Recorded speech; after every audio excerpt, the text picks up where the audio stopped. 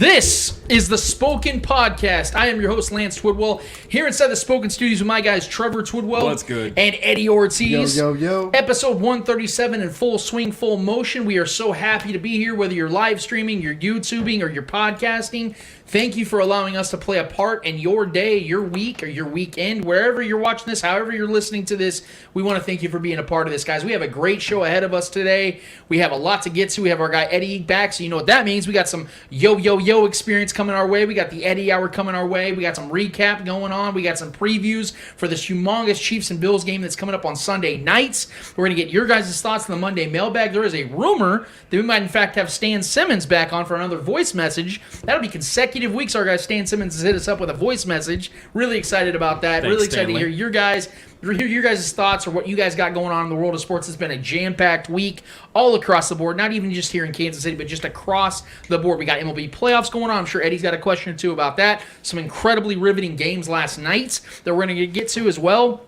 But we have to start here in Kansas City when it comes to our Kansas City Chiefs, as this season is now getting closer to the middle of the season where this is going to start. There's some important games coming up, especially for seeding, and how much more so important than this game against the Bills coming up for the Chiefs, and a defining game in most instances for this defense, the Chiefs defense in particular. We're going to get all to that in just a little bit, but in the meantime, we need to recap what took place last Sunday. See, this is the only difficult part about being a show that goes on the next weekend, is that we have to wait a whole week to recap what we saw on Sunday. But I'm still excited to talk about this because there's a lot of good things to take away from this game, and particularly on the offensive side.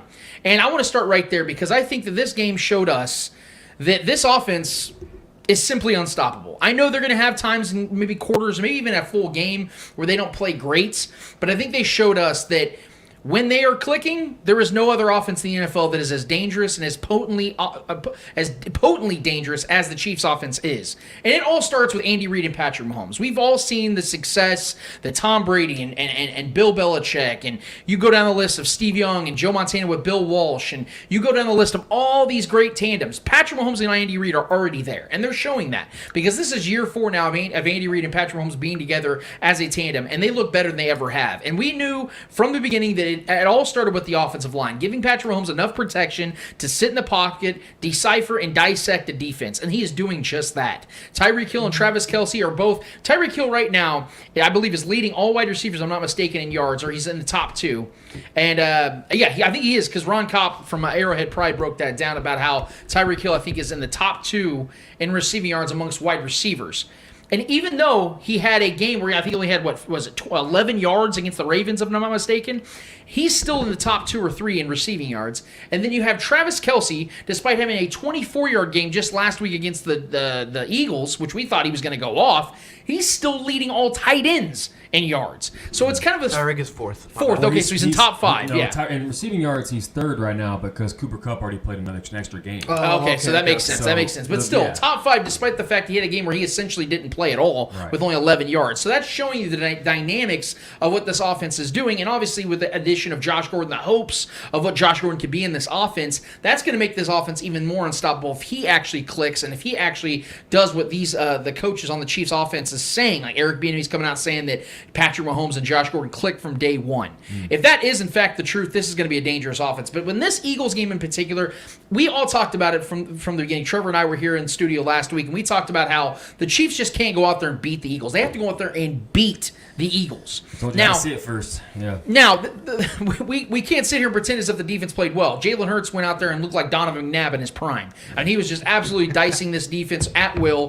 The flat was unprotected. But this offense showed you guys that when Andy Reid wants to step on throats, they can and they will. Going out there and scoring 42 points, to be honest with you, it never felt like it was tough for them to do. Those felt like the easiest 42 points the Chiefs have scored in some time. Yeah. And it's also the best win that they've had in the regular season since last year in the middle of the season against the Jets, which I think the Eagles are comparable to. This is not a good Eagles team. It just isn't. Jalen Hurts is fine, but the Chiefs made him look a lot better than what he's actually been this season. They've had a lot of struggles to move the ball and score points, and they did score against the Chiefs, but this Eagles team is not good, and the Jets team last year was not good, so this is what the Chiefs needed to do. They needed to go out there, and they needed to put up some points. They needed to get a get-right game going, and that's what they did. This offense showed that Chargers game, although they didn't play well offensively, when you keep the turnovers down to a minimum, I think we all agree this is the best offense in football. And what does it say? That the Chiefs have less than 249 offensive plays this year, and they lead the league first downs, and they have the second most scoring in the NFL this season. So that should tell you something about how effective this offense is, and should show you that when the turnovers start to dwindle, which they will, the Chiefs aren't going to be turning the ball over 2 to 4 times a game, you will see that there is nobody that's going to be able to slow this offense down enough to where they're going to be losing a myriad of games. So this is where the matchup of against the Bills is going to really take shape and take form. But in this Eagles game, I felt that the Chiefs found some things in their offense, particularly with Clyde Edwards-Helaire. Trevor, you and I, we've all talked about this, about how when the Chiefs 3 years ago with Kareem Hunt were unstoppable, this was the greatest offense I had ever seen, is when what? They were throwing the ball to Kareem Hunt and utilizing him in the pass game along with the rush game, and utilizing more of a versatile style offense where your offensive line is getting out in front of the running back and getting them out there in protection and getting those 15, 20, 30-yard plays from your running backs to make them respect where the defense has to come up a little bit closer, and then you get the downfield shots with a McCole Hardman, a Tyreek Hill, even Travis Kelce, who led the league last year in 20-yard receiving plays. So what they did in this Eagles game, I think that the Chiefs, I don't want to say arrogantly, but I think they kind of used this game as a tune-up, where they're like, okay, let's see what Clyde can do in the offensive and the pass game, because we know back at LSU, that was his strength. That's what Clyde was best at, was being able to get out into the flat, get out in open space, get the ball and create with his legs. He's not the fastest guy. I see everybody on Twitter blast him about that play that he was 15 yards from the end zone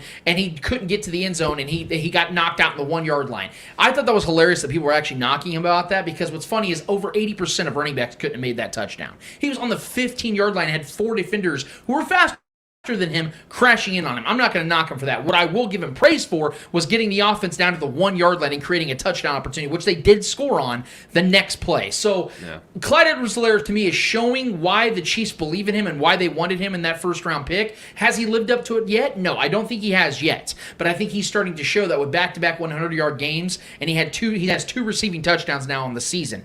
I think the Chiefs found something in their offense they haven't had since 2018 when they had Kareem Hunt, and I think that's going to push things in motion for the Chiefs to be able to beat teams that can score on their defense at will, which is pretty much everybody. And if it goes back to the 2018 style of offense, I'm okay with that for the short term, while this defense can potentially get better and guys get healthier with Willie Gay, Frank Clark, guys like that coming back. So that's where I'm at right now. I think this Eagles game in no way shocked me offensively, because this is what I expected. I had them scoring 38. They end up scoring 42. I did have them giving up over 20 points. They ended up giving up 30. You could say that last touchdown was garbage time. It was absolute garbage time. You could say that. That's fine. But there is worries, because the Eagles, again, not a bottom 5-6 offense in this league going into that game, scored 23 points of real points and were moving the ball at will. They had over 380 yards in that game. Like that's very concerning for the Chiefs to give up that much yardage and to make the Eagles offense look that good that early and that often. Now you can sit here and talk about the Ben Niemann fumble that they get in call. Well, they had a hurry up offense in the red zone. I don't challenge that. Yeah, I don't think the Chiefs had a lot of time to really look at it. I will say they probably should have in hindsight, but I still think that overall I'm not going to really put that on the Chiefs, because it was a hurry up play. They got there. It didn't look definitive. It wasn't like the ball was out and they just missed it. It looked like he went down the ball. Walked up the field. He had his head down. It was like he knew he fumbled it. Right. So there are issues I think still in place that can help the defense look better than what they really did look like. I think that they can get better as time goes on, but when you still have Dan Sorensen and Ben Niemann playing 80-90% of the snaps on defense, you're going to get burned early and often. And Nick Bolton's out there getting exposed in the middle of the field. Unless he's in there tackling or getting pressure on the quarterback, you see the limitations with his game very much so. And I think that this is going to come down to when Willie Gay can get back, when Willie Gay can get his opportunities. We know that he tweeted out yesterday that he has some mental things that are going on right now. We hope everything for the best. But sticking with the offensive side first and foremost, guys, I want to get your thoughts and your takeaways from what you saw from the offense. Do you feel that this was the game, the perfect opportunity for them to get prepared for an opponent like the Bills who can rack it up as well? I don't even think I never thought we needed a get-right game for the offense. Our offense has been fine. We've just been turning it over. That's been the only issue. Our offense has been putting up points. We've just had to play catch-up because we continue to turn the ball over. I mean, we turned the ball over again in this game too, but I mean, we still had 471 total yards. We ran the hell out of the ball. We ran the ball, including pass runs, 32 attempts, 200 rushing yards. I mean, it was a all-around great game. It's just we allow the other teams, obviously, to put up Good numbers too. It's really about our defense getting right. I've never been worried about our offense. It was never about us getting a get right game. Granted, we dropped 42 points in this game, and it was we scored a touchdown in every single quarter. One touchdown in the first quarter, 2 touchdowns in the second quarter, 1 touchdown in the third quarter, and then 2 in the fourth. Our offense is going to put up points. And this is not a bad Philly defense. This is a fairly good, not a great Philly defense, but not a bad one. This is not a good team like you alluded to. But, I mean, the 30-point finish for Philly is kind of smoke and mirrors. That was definitely some garbage time points because, like, they didn't score for 2 straight quarters until the fourth, and then a couple late scores in the fourth to make it look somewhat interesting. The Chiefs had this game in the bag for the most part. I felt a little uncomfortable there for a little bit. But I'll be honest, man. As far as the defensive side goes, you want to talk about the offense right now? Yeah, I just so wanted to get your take on offensively, the yeah. offense. Offensively, I don't have much. I just think, look, we ran the hell out of the ball. Clyde did his thing. Kelsey didn't have to do a damn thing, and our offense still put up 42 points, and Kelsey was a no-show. If that doesn't scare the hell out of you, if you're literally any other team in the league. And doesn't that kind of wither the whole myth of they need a wide receiver too? Because obviously we want Josh Gordon to excel and do something but the wide great. receiver 3 issue has never been a wide receiver 3 issue. It's running game. We've had no running game. Yeah. If you get a running game going with Patrick Mahomes and knowing what he can do in the passing game is taken care of. Right. All we need is Tyreek and Kelsey. The Chiefs were scoring all 37 we points a need. game when they had Kareem Hunt in 2018. Those first Kelsey's 10 a weeks, no-show. they were scoring 37 a And game. Tyreek scores 3 times. Right. If they try to take away Tyreek, go for it. Kelsey's going to score 3 times. Right. It does not matter what you do. Like, this offense is going to put up points north of 30 every night. Kelsey's biggest contribution of the day was his acting when he pretended like he That didn't know was the him, play, dude. and it ends up going to Jody What a Fortson, which, team by the player. way, 2 touchdowns for Jody Fortson on the fucking Fortson, season. dude. That's unbelievable I to think love that it. he's right now tied for 3rd on the team in receiving touchdowns. Yeah. That's incredible to see but so far. Great as far as this story. offense goes, man, I never had any worries. It was just tightening up and taking care of the football. Yeah. Don't turn it over, and we're fine because we all know our defense is bad right now. I expect it to get better as the season goes on, but you turn the ball over, you put that much more pressure on the defense.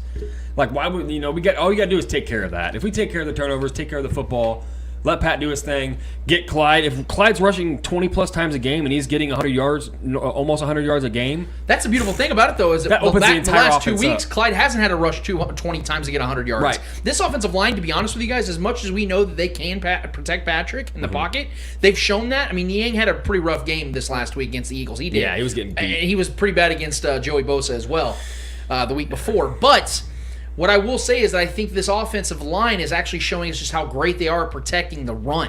You've seen how many wide open gaps Clyde and Darrell have had in the last 2 weeks. It's insane, man. They're not going to get those every single week this is because what they're going to go offensive- against good front sevens. This is what offensive lines live for. Offensive linemen live for Yeah. run blocking. This is what they love to This do. is- They love to get We aggressive and actually push talked downfield. about this after the draft. I remember talking about this very thing. I said, guys, as much as I think this offensive line is going to protect Patrick, what I love about this is the majority of the guys they drafted and picked up in the offseason Yeah. are guys that are really good in the run game. Especially up the That's middle. what I really With liked Creed about up this. the middle. That's Dude, what I'm he's saying. a monster, dude. He's- And the best part about this is that's only complementary to his actual game style Yes. because he's actually better in the pass like game. you said it before, and we've said it numerous times in the podcast. When was this offense ever at its best? When Kareem Hunt was eating In on the 2018, ground. yes. We can get Clyde going and Darrell Williams because they both were eating last game. Yeah. If we get both those guys going, Because as bad as that dude, 2018 defense was, and it was fucking terrible. Yeah. The reason why I felt the Chiefs could have still won the Super Bowl is because of Kareem Hunt. If they would have still had him that season, no matter how bad that defense was, you saw the offenses were dropping 37, 38 points, and the Chiefs were going to drop 42. And dude, it didn't matter. They were just going to outscore you. And the thing is, man, football's simple sometimes. You get the running game going for Patrick Mahomes, and Patrick Mahomes starts getting defenses biting on the play action, and Tyreek Hill's downfield with a one-on-one. Good luck. Why do you think the Eagles game went the way it did? That's what I'm That's why saying. Tyreek Hill went the. They were biting on the play action. Against the Ravens, they didn't bite on that shit. Yeah, They're man. like, no, your run don't game is not believe going to you. beat us. They don't believe you. Yes, they're not going to beat you. You're turning the ball over. Like, we don't believe in it. Yeah. We're going to lock down Tyreek Hill. And he got, like I said, 11 yards on 1 catch or 2 catches or whatever it was. And then you see defenses bite on it, like Trevor says, and Tyreek is having Jerry Rice-type games. Yeah. And that's what I wanted to point out, too, because, guys, we have to start giving Tyreek Hill some credit here. Because as I've pointed it out on many occasions, guys, Tyreek Hill is putting up historic numbers in his career to insane, this bro. point. I actually have the numbers. I'm actually going to pull them up for you. Eddie, while I seen that. while I look these up, go ahead and give me your takeaways on the offense, man. Man, there's not much you can take away from this offense because they're clicking. Yet they're coming back from turnover city in the past two games. Yeah. So that was something that they had to fix and something that they had to work on, and obviously they're working on it. Obviously Mahomes still had that one interception. It's just I guess the only thing I can critique about Mahomes is like knowing when to stay in the pocket and when to leave the pocket. I think that's still one of the things he still struggles to this day, because he's left clean pockets plenty of times this season where he didn't have to.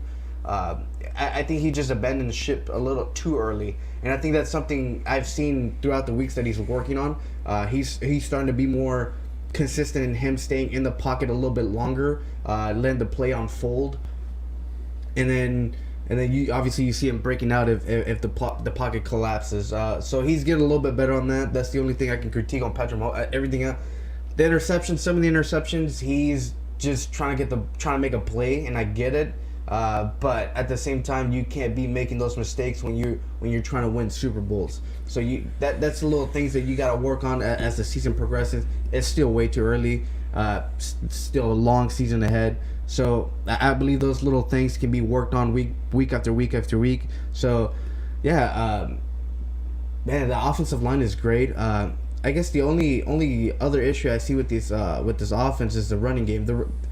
They leave Clyde CH wide open gaps, and he doesn't take them. He seems like he gets scared away from the gap. I don't know what happens, or he takes the gap, but then he takes a cut that he shouldn't have, and then he'll lose yard. Like he won't gain the yardage that he should have gained with that open gap. So Clyde averaged 7.5 yards per carry. No, yeah. Imagine if he, imagine if he stayed true to that. You know what I mean? Yeah, no, that's what you said. Like we're sitting here splitting hairs, but he's right. Like I've seen it myself. The B gap will be wide open, and he'll run into the C gap. Yeah, exactly. Yeah. So and he's still averaging 7.5 yards a carry. So that's what I'm saying. Like critiquing Patrick Mahomes is kind of like that's insane. But you know, there's little things you can critique here and there, not big issues that can be solved within a week, 2 games, max. You know what I mean? So it's something that they can be working on throughout the season.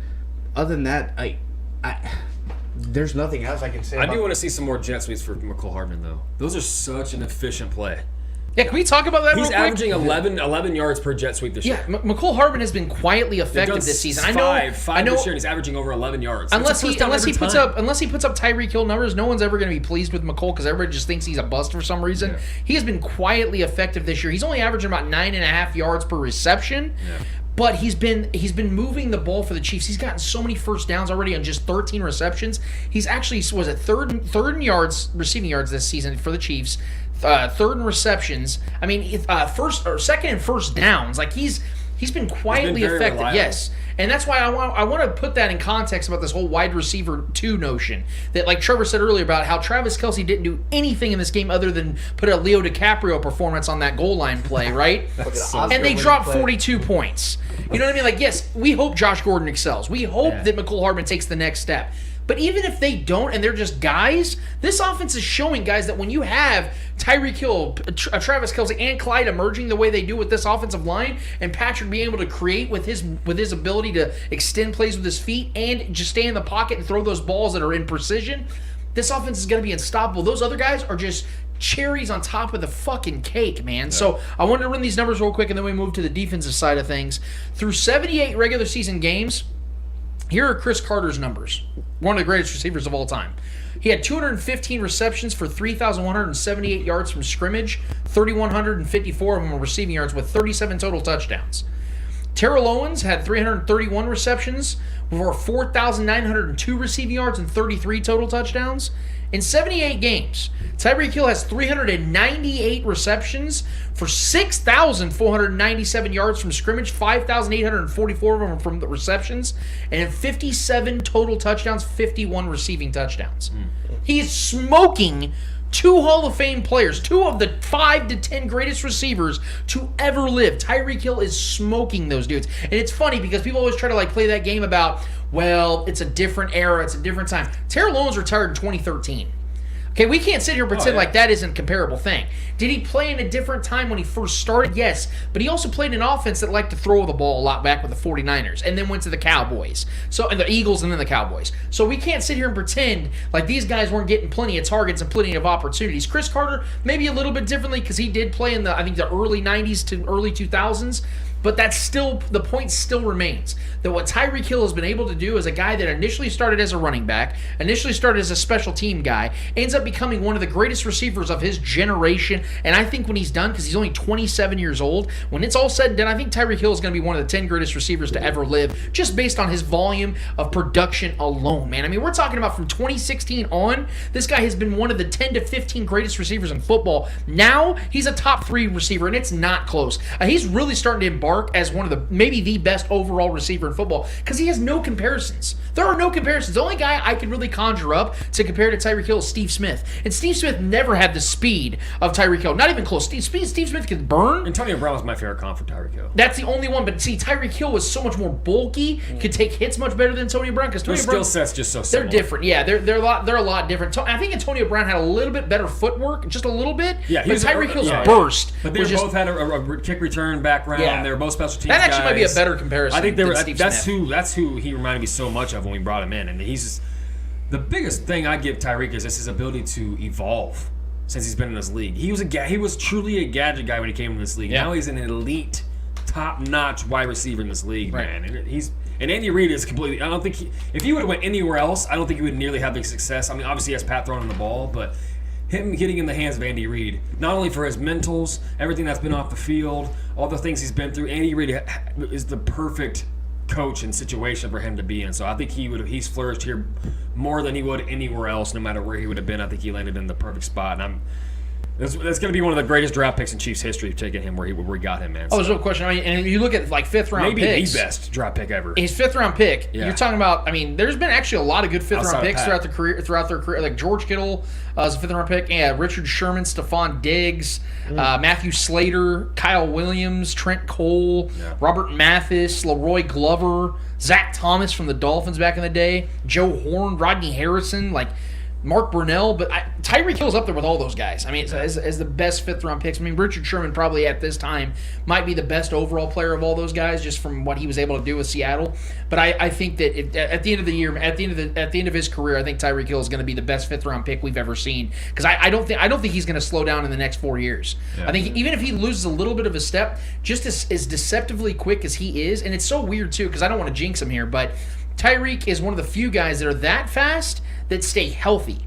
Most guys that are that fast end up blowing a tire, man. You've seen Christian McCaffrey, a complete burner out of the backfield, is constantly having leg issues now. And I think and a lot of it's open field. He's not even getting hit. It's because a lot of times your body can't keep up with your speed, man, and you pull a muscle, you break a leg, you do something like that. Tyreek Hill's been able to sustain health on a consistent basis. I mean, in fact, the only real injury he's ever suffered was a shoulder injury, and that's because he was hit in the Jaguars game week 1 of the 2019 season. Yeah. So Tyreek Hill, what he's doing is nothing short of amazing. I don't want to go too much on a tangent. I just want to give him praise and respect because of the fact that he can go from a game against the Ravens where he does essentially nothing to going in there and being, I think, the offensive player of the week over Joe Burrow, who they gave it to. I think he was the AFC offensive player of the week, man, because having 186 yards and 3 touchdowns, I don't care who you're facing. That's beyond impressive. That's Torrey Holt. That's Jerry Rice type numbers, man. Let's move to the defensive side of things because I think this is where we're all still hung up on stuff when it comes to the Chiefs being able to actually win the Super Bowl for the second time in 3 years. And it's valid. It's valid because this is an offense in the Eagles that the Chiefs should have had an opportunity to beat up on. Whether you're missing Willie Gay and Frank Clark or not, you have enough talent out there on the defensive side, enough. I don't say a lot, but enough talent on the defensive side to get the job done. And although, yeah, sure, the last touchdown, we can sit here and quantify it and title it as a garbage time touchdown. To me, though, it still was it was bothersome that the Chiefs defense could at no point in that game really clamp down on a consistent basis. And I don't want to sit here and overanalyze it because the Chiefs ended up winning the game by 12.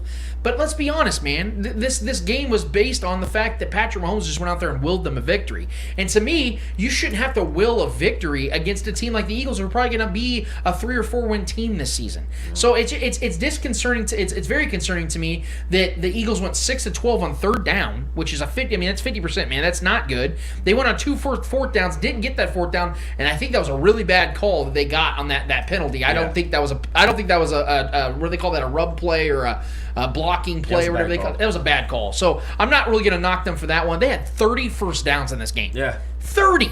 They had 30 points and 30 first downs. That is unacceptable. The Chiefs had 31. We're sitting here praising their offense. They only had one more first down than the Statistically, Eagles. this game was a damn near identical match. Yeah, 461 yards. I was off. I said 380. 461 yards the Eagles put on the Chiefs. So I get it. Because the fact the Chiefs were moving the ball so well that the Eagles were going to get a lot of possessions, a lot of opportunities to score. Yeah. But, you guys watched the game just like I did, man. For that first half, that was beyond frustrating because it felt like the Eagles were taking control. It felt like they were dictating pace. It felt like they were the ones that were operating as a championship style of team. And that pissed me off because I felt like this was a game not just for the offense to get right. I know you said, Trevor, there's no concerns because the offense has been scoring, but a game where they could We didn't start... punt once. The offense was fine. Yes, the offense has punted one time in 2 weeks. Yeah, we punted 6 total times. It's been the this year. turnovers. We all agree to that. Right. But I'm saying that this was a game I felt like the defense could really gain some confidence by going out there and smoking this Eagles offense. Going out there and allowing 15, 16 points, holding them to 3 or 4 field goals and 1 touchdown, something like that.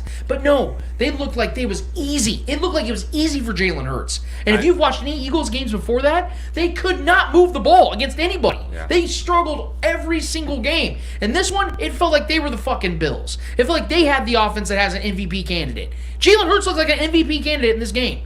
That is not okay. So for all the concerns we're having, I want to thank the Seattle Seahawks just for real quick. I want to mention this because if it wasn't for their shit defense, the Chiefs would have by far the worst defense in football. That includes the Lions. The Lions are a horrible defense. The Chiefs are worse than they are. We're second in the league in points allowed. It's unacceptable. Yeah. It is simply unacceptable. We can sit here and shit on them. The point I'm trying to make, though, is if you're trying to get right before a big Bills game on Sunday Night Football in your house, this was the opportunity for the defense to do the same, and they failed as much as the Chiefs' offense succeeded. If you ask me, I think that the defense didn't show me any life.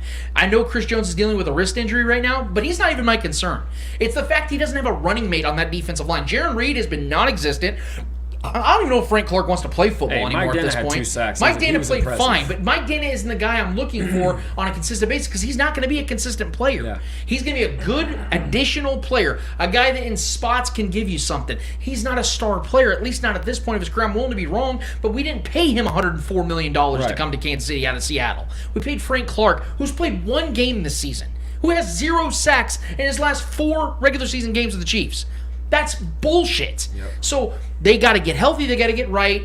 I don't think they're going to have Willie Gay this week, guys. After that tweet that I saw from him yesterday, I talked to a few people that are in the know. They don't really think that he's mentally there yet. Yeah, we weren't even confident in his physical. Now he's got mental stuff going on, and we don't know. Hopefully he gets that figured out. We don't know what it's stemming from, so I'm not even going to sit here and speculate. It could be a personal matter in his own personal life, or it could be based off his injury and him not getting better. And it's really fucking with him. Who knows? We don't know. All we do know is that he is dealing with some things right now in his mental game, and that's something he needs to take care of first and foremost. The person is far more important than the football player because the football player doesn't exist if the person doesn't. So he needs to go and take care of that. Once he does, I believe he will be a key asset to this defense. But in the meantime, the guys that are available, and I hate to use the cliche, but next man up has to be the mentality for this defense. Tyrann Mathieu got to play better. Tyrann Mathieu struggled over the last 2 weeks. I think he got lost a lot of times, and that's not all his fault because the secondary as a whole has not been good this season to this point. They Zach Ertz out there burning us. They will be getting Charvarius Ward, who's one of their bigger, more physical corners back this week. Yeah. He had a quad injury. He's coming back off of it this week against the Bills, so that's very nice to see and hear. But they've got to give outside of Lord Jarius Sneed, who had a sack. Yeah, Lord Jarius Sneed has been balling this year. No one's talking about it because the defense is so bad. Yeah. He has been unbelievably good this season. He's been all-pro good this season. No one's throwing the ball his way. He did give up a completion in that game. That was pretty much it. Like they refused to throw in his direction. But the linebackers might be the worst in football at this time with Ben Neiman, Nick Bolton, and Anthony Hitchens. Yeah. Anthony Hitchens would look slow. Daniel Sorensen looks slow. Everything just looks so slow. We are slow. Yeah, and when you're going against an Eagles offense that has speed, maybe not a ton of talent, but a ton of speed, you're seeing Devontae Smith, and you're seeing, Kirkwood or Gainwell. Gainwell, yeah. I said In the Kirkwood. flat. In the flat. Yeah. In the flat, man. For some reason, this defense just refuses to protect the flat. I don't know if it's a schematic thing. I don't know, but there's been The Athletic came out with an article this week talking about Spagnuolo and this defense and why there needs to be worries because he's not making adequate adjustments. We got to see adjustments. I'm okay with the defense giving up points if I know they're out there trying to make things work. But when I see the same stagnant style of defense each and every down, each and every set, each and every possession, that's when we got a real problem here because they're not making the adjustments to get better. Yep. No, So, yes, our defense is very slow. Our linebackers are slow. That's why we're missing Willie Gay. We need that speedy, athletic linebacker in the coverage. Bolton is not a coverage guy. He's just not.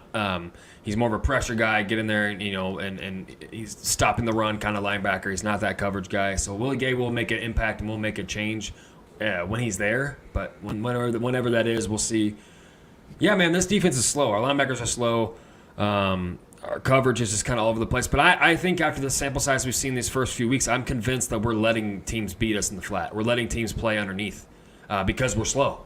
I think we're not going to allow teams to beat us over the top. We're letting this pretty much what this reminds me of is a Bob Sutton type of defense, the bend don't break, allowing teams to matriculate down the field, get into the red zone, hold tight, and hold for a field goal. And it worked. Honestly, it worked. Even in this past game, it worked from the entire second quarter and the entire third quarter. Philly only scored 6 points. 2 field goals is all they got from the entire second and the entire third. They scored 2 touchdowns in the first quarter, 2 touchdowns in the fourth, and one of those was a garbage time. I think that had a lot to do with the Chiefs maintaining the ball, though. They were running the ball really well. True. Yeah. But I mean, still, Philly had 4 possessions. So that was 4 possessions. They only scored 6 points. I'll take that. It's working right now, but that's not going to work all year long. No. And that's, I mean, and still, we still allowed 30 points to a bad Philly team, right? So this is something I think they're doing right now until they get everybody back. But my problem is the pressure, the lack of pressure. At moments we get there. Mike Dana had a couple good pressures. Obviously, got himself a couple sacks. I think Frank Clark will help with that. Depending on how he performs when he gets back. But Frank, regardless of how we feel about Frank Clark and who he is as an individual and what he's done on the field, he's still a very talented guy. He still could help this defense a whole lot, and that can also simultaneously help Chris Jones a whole lot. Takes some of the pressure off him because teams, regardless of what we think of Frank Clark, teams worry about him coming off the edge, and he's better at setting the edge than Chris Jones is. Chris Jones is more of a getting to the quarterback guy, getting in the backfield and wreaking havoc. Frank Clark is very good at setting the edge and keeping guys contained and getting. He obviously can get his sacks too, but I think that's going to help. Getting him back, getting Willie Gay back is going to be huge for this defense. Tyron definitely has to play better, get his guys in better position, but after what I saw in that Philly game, we were absolutely allowing the tight ends and Kenneth Gainwell to eat in the flat. We were letting them catch the ball. They were most of those catches were completely uncovered. Or we were playing very soft coverage, and we were playing off of them and letting them catch the ball. The problem with that is we are a terrible tackling defense. If you're going to let players catch in the flat, you can't be beat on the first tackler. The first tackler's got to make his tackle. That's how these big chunk plays happen when you let them catch in the flat. Bro, I don't care how tight you, and plus, in the red zone, our defense is letting teams score too many touchdowns. If we're going to play soft, bend, don't break defense, we can't let them score, right? So I'm convinced that we are letting teams eat underneath, and not we're taking away the deep ball as much as we can. But we got to bring more pressure if we're going to do that. Our defensive line has got to get there. Our defensive line has got to get to granted, that's a decently good offensive line in Philly, but they were without Lane Johnson. There was no reason Chris Jones shouldn't have been eating more than he did. He didn't do much at all. He wasn't even being doubled, right? So Chris Jones has got to play better. That was my biggest grievance with this defense. We know Sorensen's slow. We know our linebackers are slow. We know our coverage in the intermediate part of the field is not good. Chris Jones is an elite player in this league, and he has not shown it so far this year. Outside of that Browns game, he played really well in the second half of that game. Since then, Chris Jones has not been impressive at all. Yeah.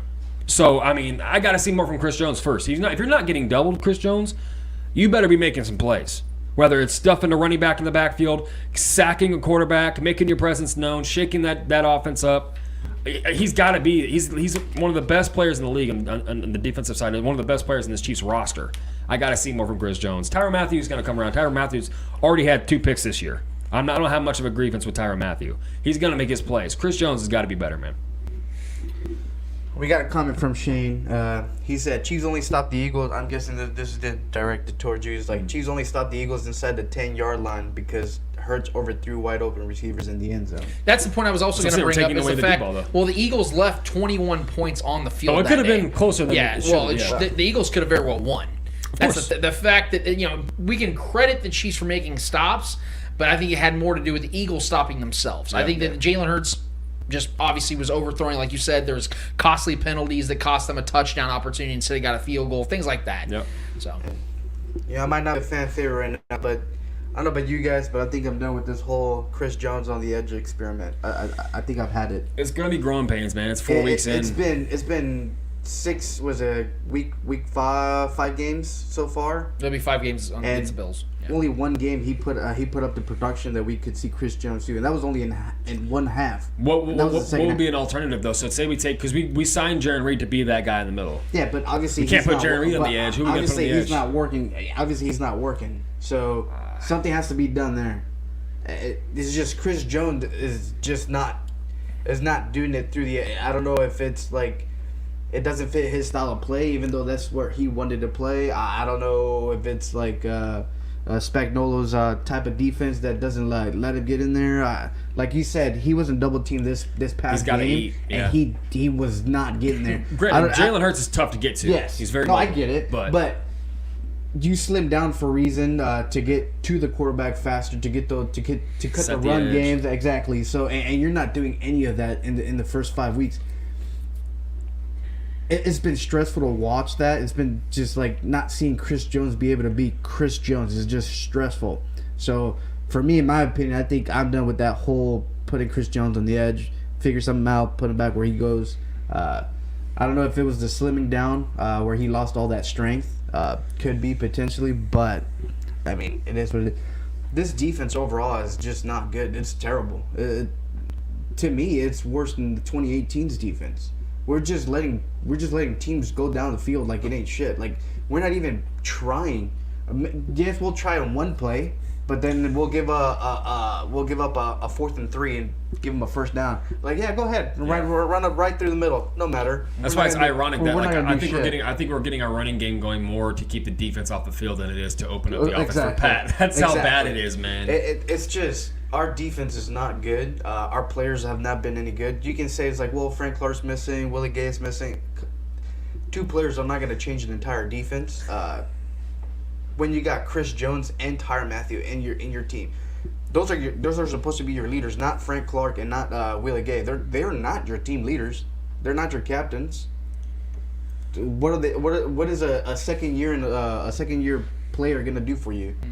If he's not an elite player where he can come in and change the entire defense. Yeah, I think this all comes down to a tackling issue, though. I truly believe Yes. you cannot change my mind if you watch the Chiefs so far these 4 weeks that we are allowing plays underneath. Yes. But if we're missing tackles, those underneath plays are going to turn into huge chunk plays, and that's what's been happening. Yeah. We've been getting killed from after the first contact or after the first missed tackle. We're getting And that's eaten. where Willie Gay's strength lies, Right. is his tackling ability.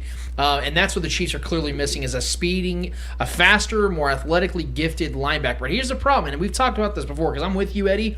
Willie Gay is not a cure-all for this defense. He's not going to come in here and just change everything, but he'll change something. And the something is being able to tackle in open space. You saw Ben Neiman in this game against the Eagles when he was out in the flat, and he hits that running back straight on the nails and just falls off of him. Yeah. He looked like when you go to like Quicks in Merriam, Kansas, and they have those the brisket and it just falls right off the bone. Ben Neiman was the meat. It just fell right off the bone. Jesus. He had no chance of tackling that player, and that player, Ben Neiman, probably outweighed that guy by 30 pounds. And he fell right off him like the dude was full of Crisco. So I have a real problem with this defense in a lot of ways, and one of the biggest ways is what Willie Gay can fix. But my biggest concern is Willie Gay's ability to be available. That's his biggest issue. Not even 2 years into his career, dudes has a plethora. Go watch Three Amigos. A plethora of injuries to this point that have sidelined him. And now, no disrespect to him, but now he's got a mental injury right now that he's got to figure out and fix. We don't know what it's about. We don't know what's going on. It may be major, it may be minor. All we do know is this guy's had a lot of problems to this point of his career, concerning enough to where I don't have any confidence that if and when he does come back, it's going to make all that much of a difference. I have to see Willie Gay string together 6, 10, 12 games in a row to really give him the credit that I feel he can earn and he could deserve, but at this point, there's just no way. When it comes to your point about Chris Jones, the only pushback I'll have on it kind of like what Trevor just brought up, it's valid as fuck, is the fact there are literally no other options. But more than even just that, it's the fact that Chris Jones, the defenses know how great or the opposing offenses know how great he is and how bad the other side is right now. There was literally nobody else on that other side. Mike Dennis played fine at some spots, but he, again, is not Frank Clark. Frank Clark, right now, is not a good football player, but Frank Clark is usually a good football player. Yeah. And when you have him on the other side of the field, the offenses have to respect that. Because what is everybody's biggest defense for Frank Clark? Oh, he can set the edge real well. Well, that's not enough. And when you don't even have that on the other side,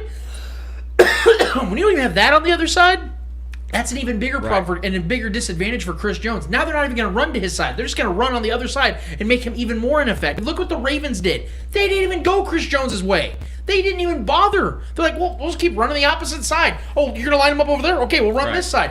You're just going to avoid him. And yes, he hasn't been as effective as we'd like him to be, but he's also faced offenses that are smart enough to know he's the only one that's a legitimate threat on this defensive line as of now. Why would we not go to the same well over and over and over again? Yeah, I mean, to that point as well, the guy that replaced Chris Jones in the middle, Jarran Reed, that we signed and brought him over here, has been awful. We got to see more from him too, man, because the Chiefs' defense has been one of our strong suits. Has been with Chris Jones in the middle, bringing that good pressure up the middle, and that's missing now too. And Chris Jones is in a new spot. I just think look, as bad as this defense has been, I do think this defense is going to get better as the year goes on. I think it could be much worse. I think Chris Jones is going to get better on the edge. I mean, think about it, man. This is a position he's never really played before. This is all new. This is new to him. The scheme, we changed up our scheme a little bit. We are without bodies, regardless of what you think about how impactful these guys are. Sometimes the smallest tweak to a defense can be a drastic change. Getting a very good, like I said, regardless of how we feel about Frank Clark is still a good player in this league, and he will be a great addition to get out there. And well, I mean, look, we've seen great moments from Frank Clark. He's just got to get it together. He's got to be available. That's the main thing, his health.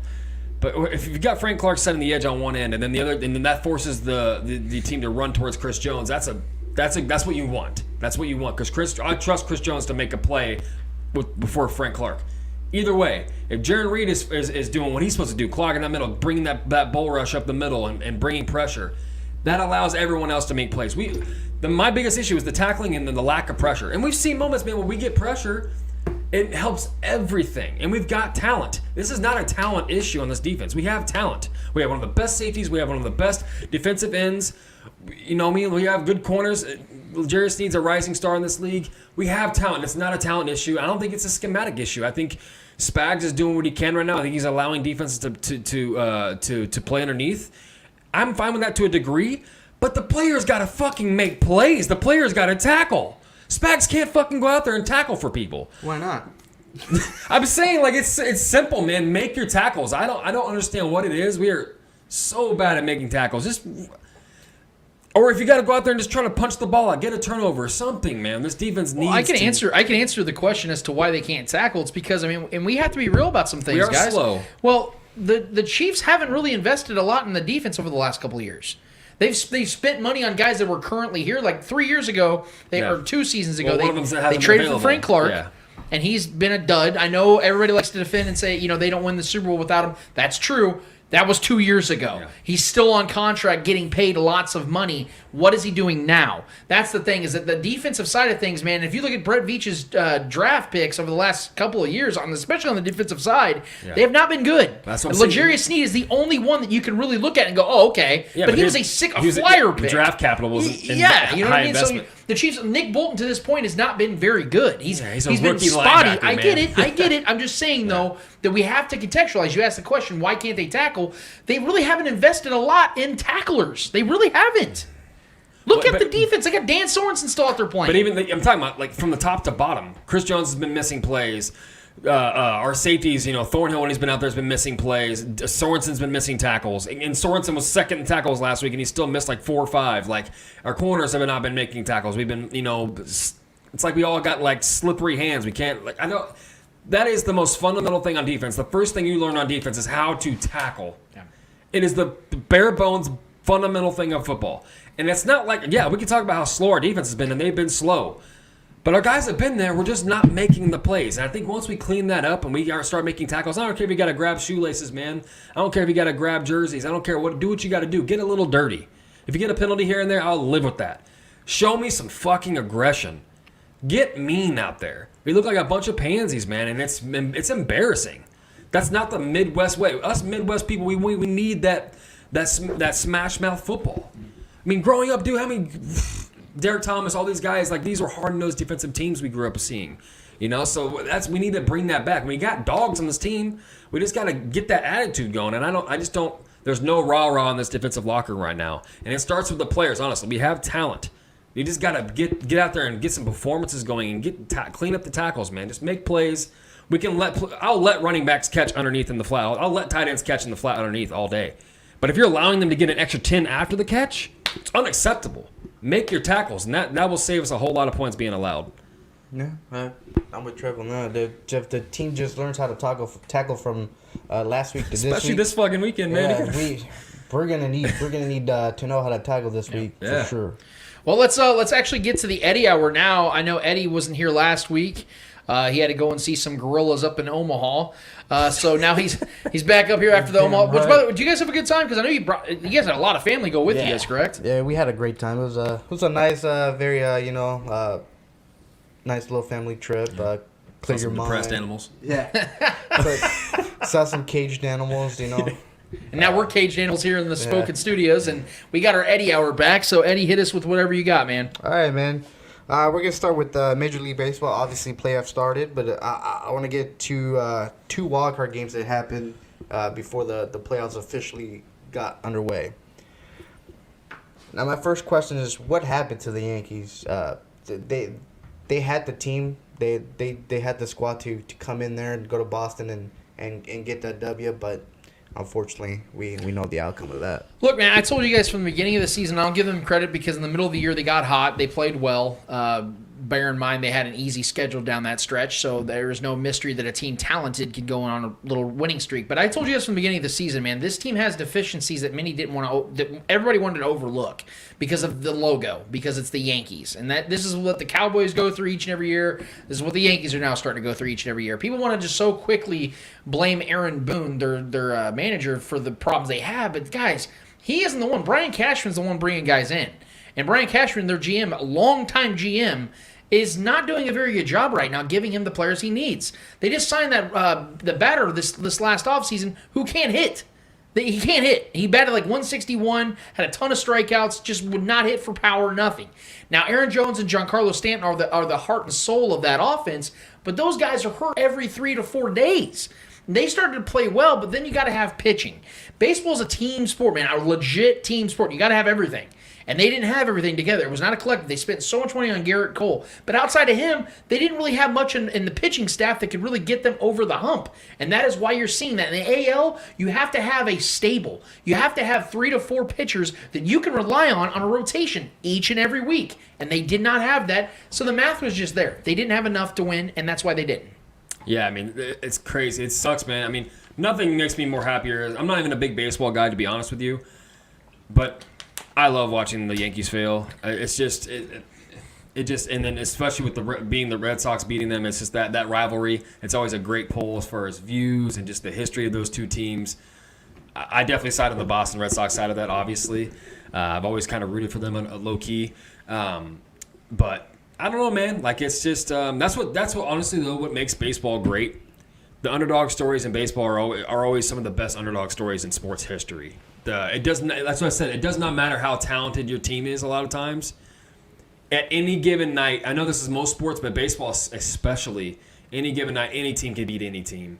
And the Yankees are so heavily invested and have so much talent on that roster, and they've invested a whole lot of money into these players, and they're not here anymore. They're not in the race. So like I don't really know. As Lance would know more details on all the things that have gone into that and what led to them falling.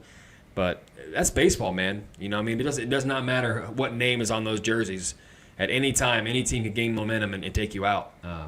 And even the Royals teams that have won in the recent years, those were not the most talented teams. They didn't have the biggest names, but they went back-to-back appearances and took one, and a lot of people were counting them out. So, yeah, man. not much more to add to that, really. It is what it is, man. Looks like the hot streak for the Cardinals that were heading into the playoffs came to an end after playing the Dodgers in LA in an epic. I would say an epic game. Yeah. What do you guys think about that? We talked about the Cardinals, I think, a couple weeks ago about how they had a legitimate shot. The problem is that some teams just have the bad luck of how they're seeded. And when you face a team like the Dodgers, man, there's no shame in losing to them, especially when you're not expected to beat them. And the Cardinals, although they got hot and they have a respectable team, they're an historic franchise, one of the greatest to ever be, maybe the second greatest franchise in baseball history, just based on World Series alone. You're talking about running up against a buzzsaw, man, against an all-star team in the Dodgers. There's no shame in it, man. There really isn't, and there's really nothing to take away from it other than they just got outclassed. And all respect to them because they were a good team. They going into the season, they actually didn't have a lot of expectations. A lot of people weren't expecting the Cardinals to be a playoff team. Well, they ended up doing that. They ended up getting there. And I'm going to give them a lot of respect, and I think they can build off of it. The only problem for the Cardinals now, though, is they got to find a way to replace Adam Wainwright, who's going to be 40 years old this offseason. I can't imagine he'll pitch more than maybe one more season unless he already is determined he's going to retire. And they depended on him to try to win that game. They're like, hey, 39-year-old Adam Wainwright, go out there and beat Max Scherzer. Now, Max Scherzer wasn't great in that game either, but he gave them just enough to get to their bullpen, and the Dodgers bullpen, one of the best in baseball, took care of business, and the rest is up, man. So all respect to the Cardinals for what they did. All I know is I'm excited for those Giants-Dodgers. Giants took game one. Yeah, I mean, that was A shutout. This Giants team is scary, man. But yeah, I mean, as far as that game goes, man, look, credit to St. Louis.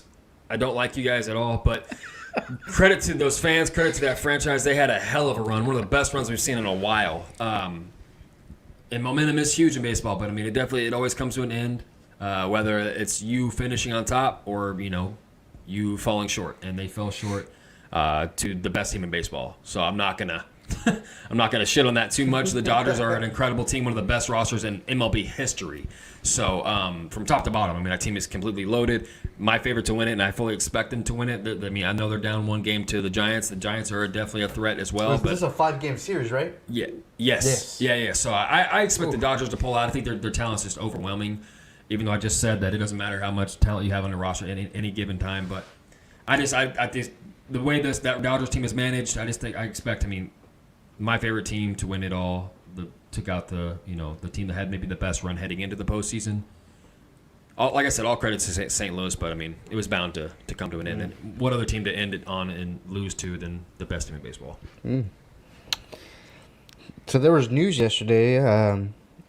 18 ex-NBA players were arrested in a $4 million healthcare fraud scheme. It says the players were charged with illegally pocketing $2.5 million by cheating the league's health and welfare benefit plan in a scheme. It involves filing bogus medical and dental expenses. I want to get your thoughts on that situation. One of my favorite movies of all time is Liar, Liar, Jim Carrey, and the famous line is when he takes the phone from one of his repeat offenders, and he's honest at this point because he can't lie. He just takes the phone like 2 feet away from his face and says, "Stop breaking the law, asshole." That's kind of where I'm at with that. Like, I'm usually pro player, and I'll defend them, especially if it's a stupid law like against like marijuana use or something like that. When it comes to stuff like this, how in the world do you defend guys like that, man? That's just obscure. That's such a weird fucking thing to come out. It's not the weirdest news to come out because we had John Gruden's emails come out. We'll talk about that, I'm sure, later on. But this is one of those things, man, where you just kind of sit here and go, hey, man, you do the crime, you got to do the time. And whatever comes of this, whatever penalties they suffer, I kind of feel like that noise is brought and self-inflicted on their own. So yeah, this is beyond sports. This is just a human mishap. This is something wrong with these individuals. And there's some big names on there.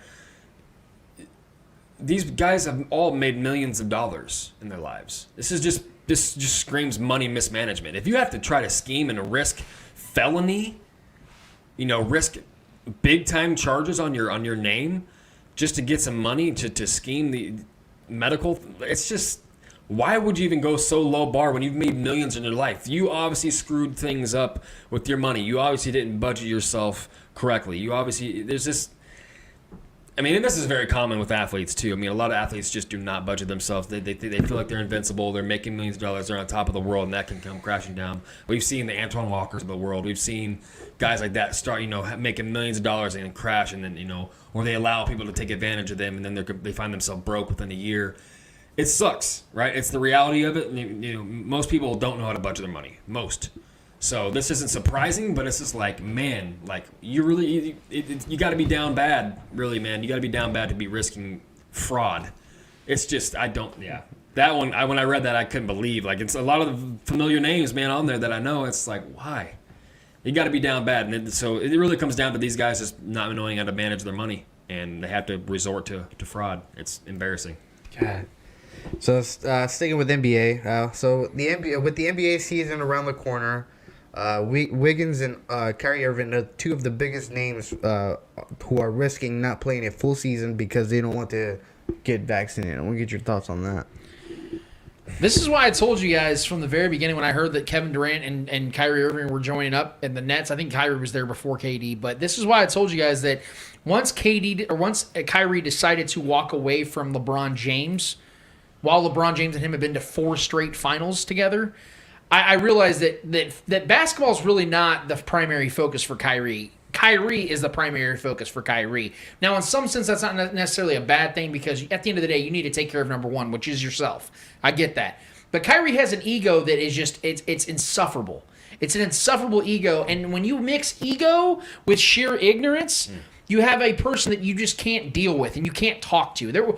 I know people like that in my own personal life that once you know that they have an ego blistering the size of, Mount Kilimanjaro, and you have ignorance just mounting up based on YouTube conspiracy theories, that's not a person you can really tap into. You really can't access them. They have to start making better choices in themselves. There's really nothing no one can do for Kyrie Irving at this point. Because at this point, I hate to say this, he's helpless. Because he's willing to sacrifice his career, essentially, at this point. A team that, coming into this offseason, was the favorite to win the title. And he's willing to sacrifice that, essentially, at this point, to make some stupid-ass statement that goes against science, that goes against logic, that goes against common sense. Him and Andrew Wiggins, they think they're standing up for something. What exactly are you standing up for? I'd love to know. Your freedoms? No one's impeding on your freedoms, because as I recall, he's free to do what he's doing. No one is telling him you can't live your life. But these are private-owned companies. The Nets are a private-owned company. The NBA, although a public forum, has private-owned industry. And they cannot allow a guy who is going against mandates to play. It's no different than anything else legally in the system. There's nothing else different. You can't go on the sidelines and spark up a joint. You can't go on the sidelines and have drinks as a player. You can't go on the sidelines, wearing just nothing but underwear and a tank top. You can't do that shit. Is Kyrie combating that stuff? No, he's not. Kyrie is doing this because he thinks he's a woke individual, and he's a foolish individual, and he could cost them a chance at a title, and that is why I gave up on Kyrie from 4 or 5 years ago, guys. It's all showing its fruits. It's coming to fruition as to what kind of person Kyrie is as an individual, a selfish, sociopathic type of person that has real problems. These are real problems that he is facing. Yeah, there's this new wave, and the pendulum has swung so damn far with this generation of athletes. Not a lot of them, but not even just athletes, but a lot of that age range, our age range of guys. There's like this holistic wokeness that's like the pendulum has swung so far, man, and they lose grip of reality. They lose grip of scientific study and things that go into it. And we got players and people that live a lavish life that they enjoy the things that that make their life cushy and cozy, but at the same time they want to act like they're some kind of victim. Right. And it's a twisted way of looking at reality, man. Like the things that the science that's trying to, regardless of how you feel about the vaccinations have been overwhelmingly good for humanity across the globe, not just the U.S. Overall, it's not even a question. But we got these players that are like, like I said, this holistic wokeness that are like trying to be rogue, and it's so frustrating, man, and it's very selfish for these guys to act like this. And I get it, everyone's an individual, and that's their right. Don't get me wrong. I'm not trying to say that they're wrong in doing this. They're not wrong in the grand scheme of things. They're not wrong. Everyone should be able to feel how and think however they want. But the facts remain. And science is a method. It's not facts come from the method, but the vaccinations and these things that they're proven to be an overwhelmingly good thing. Are there situations where there are some people that react differently to it? Sure, but the overwhelmingly the grand scheme of it all has been nothing but a positive thing for this country and everyone who's been vaccinated and so on and so forth. I just feel like these people grasp. People like Kyrie and a lot of these other players, the Wiggins, I think he already got vaccinated. He eventually got vaccinated. Okay. He came out and said that he felt forced to get it. Or So did Ryan Tannehill. They basically, yeah. So he basically said that he came out. Wiggins came out and said that he felt that it was either choosing between getting vaccinated or not having an NBA career. Is basically how he worded it, and that's just ridiculous to me. No one said you couldn't play basketball. If you felt forced, you felt pressured. Good. I don't give a shit. If you feel pressured to get something that's better for humanity, I don't really care about your feelings, man. I have kids. I want my kids to be protected. I want to do what's best for this country. I'm vaccinated myself. I'm not trying to push my ideologies onto people, whatever, so on and forth. Either way, long story short, stop grasping on and clinging on to conspiracy theories instead of reality, instead of what we know to be true.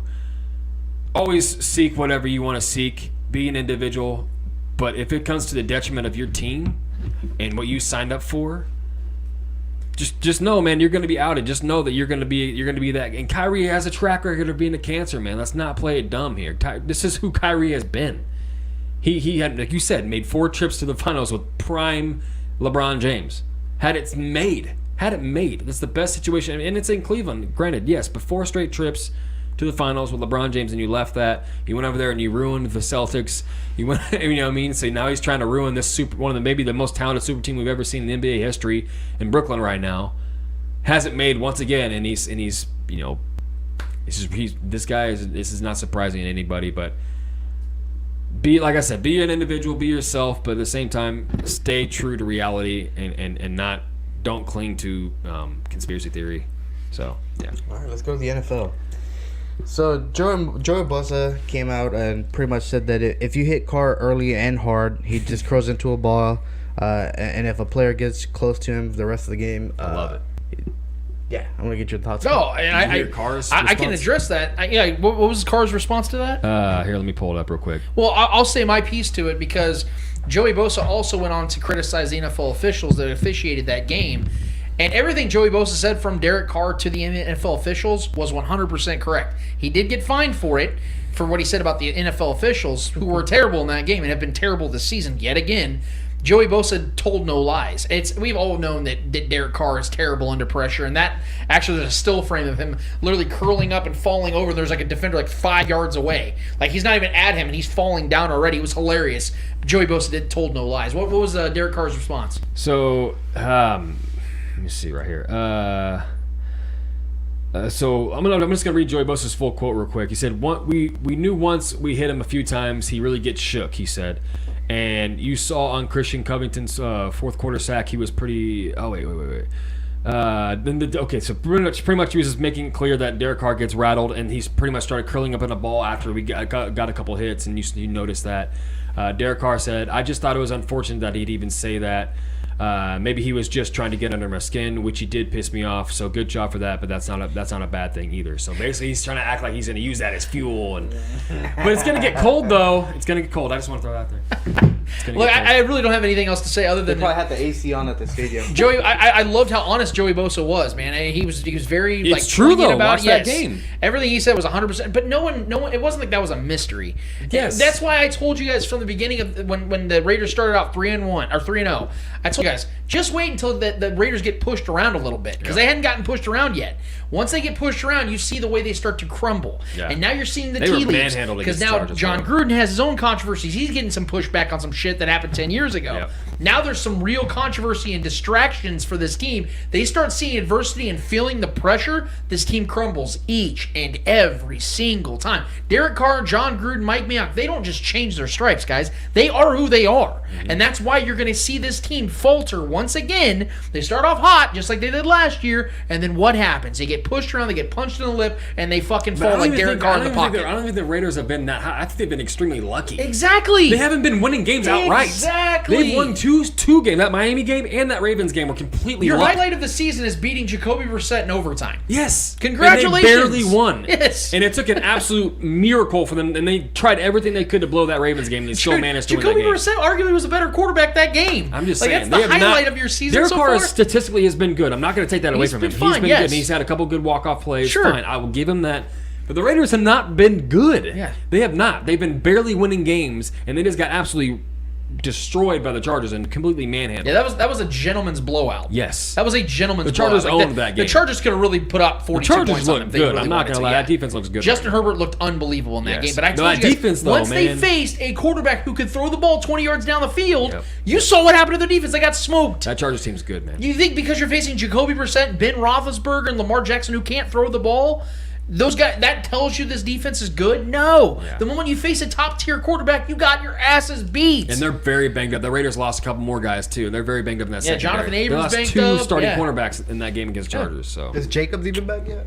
He's been banged up all season, though. He's always playing, banged but up. he's always banged up. He's always banged up, and he's good, but he has not looked that good this year. I'll be honest. Like he looked okay, but he has not looked like that top draft pick that he was taking.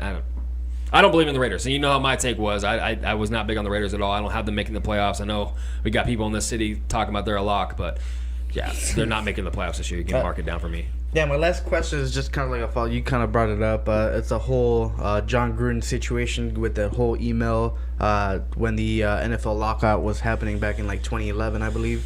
I want to get your thoughts on that. You know, I always find it funny that we put time frames or timelines on these statements or actions that somehow changes anything. I don't care if John Gruden said this in 1979. I don't care if he said it last Wednesday. What he said was inexcusable. It had nothing to do with DeMaurice Smith's job, or he tried to blame the fact because back then there was the CBA going on. He was frustrated. That doesn't excuse anything you said. You talked about this man's lips. You talked about this dude in a way that we can only take as you're racially profiling him. There's no other reason to call it or say those words. You never said that about a white guy. Like, that doesn't happen. So what John Gruden said was inexcusable, was horrible. And he should be reprimanded for it. I know that Mark Davis came out with a statement. This is what he did. No, John. That's what he did. Like, nothing's going to happen. John Gruden is the safest. I've told you guys, he's the safest coach in the NFL. Because not only because of his contract, because Mark Davis is his best friend. Yeah. So He's got billionaires on his side. It's sickening, man. And honestly, like, it doesn't really shock me. Because we've heard stories about John Gruden, his anger issues to begin with, and this is the kind of shit that pulls out the truth of people. When you're frustrated, because I do believe John Gruden's frustrated. When the fuck is he not? He's the real-life Tony Soprano. Like, he's always upset about something. Everything gets him on pins and needles. And him trying to justify it makes it even more sickening.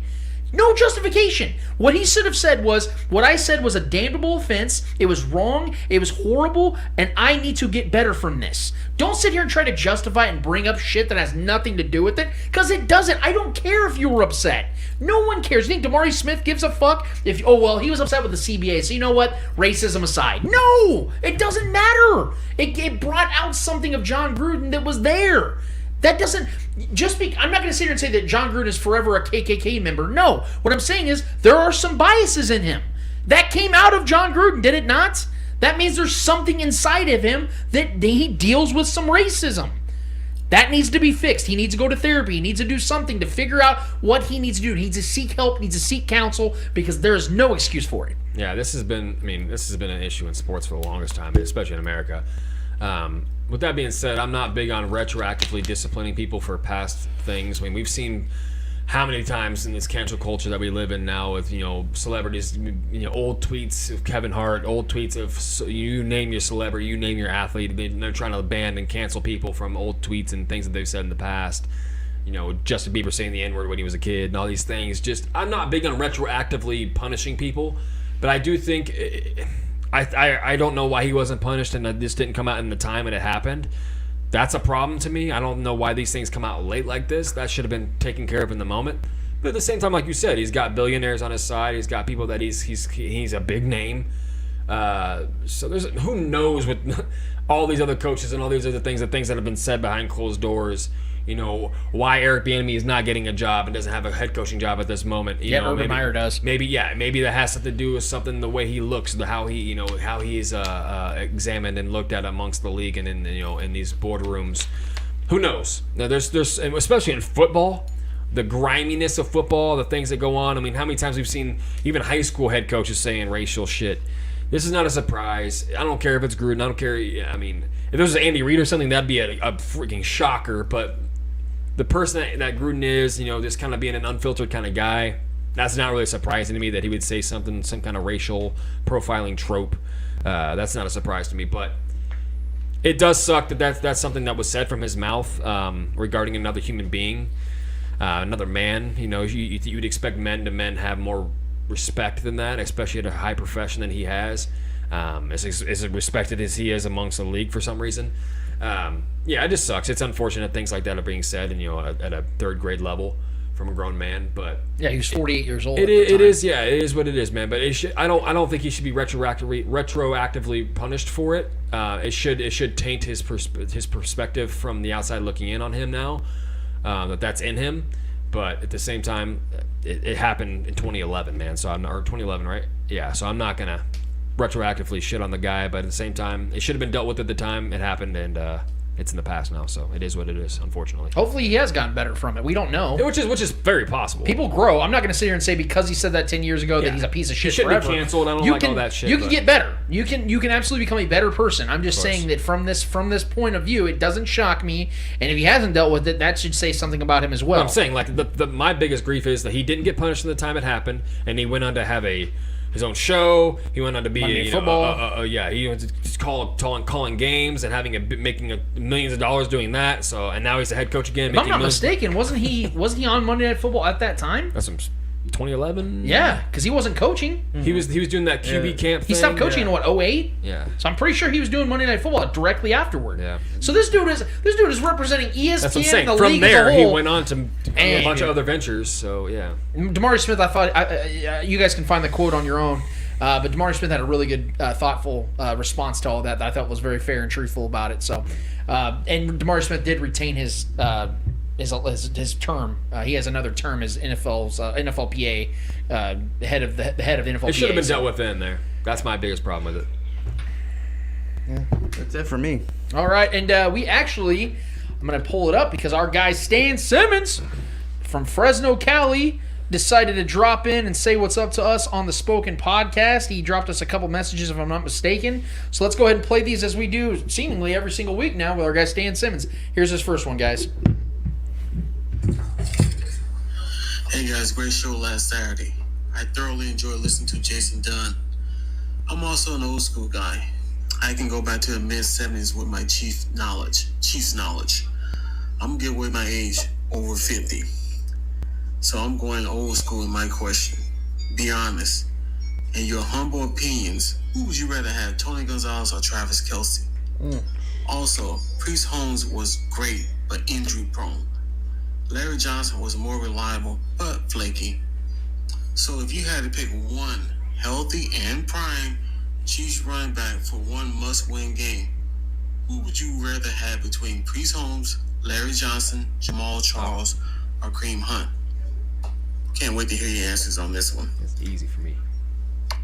All right, man. Stan's always got the good questions, man. That's a good First of all, conversation right let me there. address the fact that Stan, I had no clue that you were even near 50, man. The way, you hear people's voices, you always think they're like young. I thought Stan was like around our age. Look, I'm gonna say this. Stan's gonna have to make a trip out here. He's gonna have to come hang out with us in KC, bro. He's gonna have to It's come out. home. You know what I mean? I know, and maybe we'll go hang out with you in Fresno. You gotta come I'm home, down for man. that. Have some barbecue with us here in KC. I'm gonna answer you first and foremost because yes, Jason Dunn's segment. I can't get over it, Yeah, it man. was great. Jason was graceful to us, and I love Jason to death. He's a good friend now. Yeah. Gave me his number and everything. We've been talking ever since. He's gonna be back on the show. I'm glad everybody enjoyed that, especially you, Stan.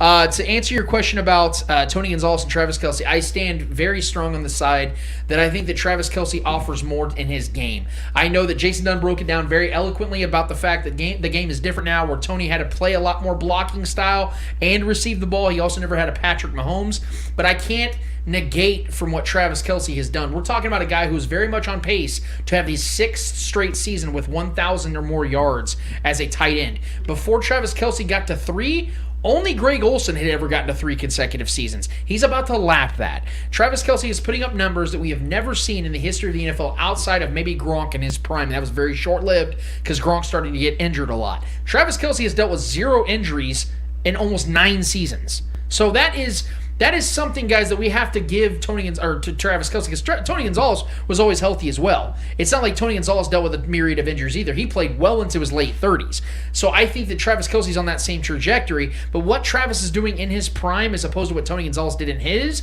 I think that Travis Kelce offers you more. I think he's more of a receiver-type tight end. In today's NFL, which is actually the most relevant part of all of this, I think he gives you more as a receiving type of player. I think he has.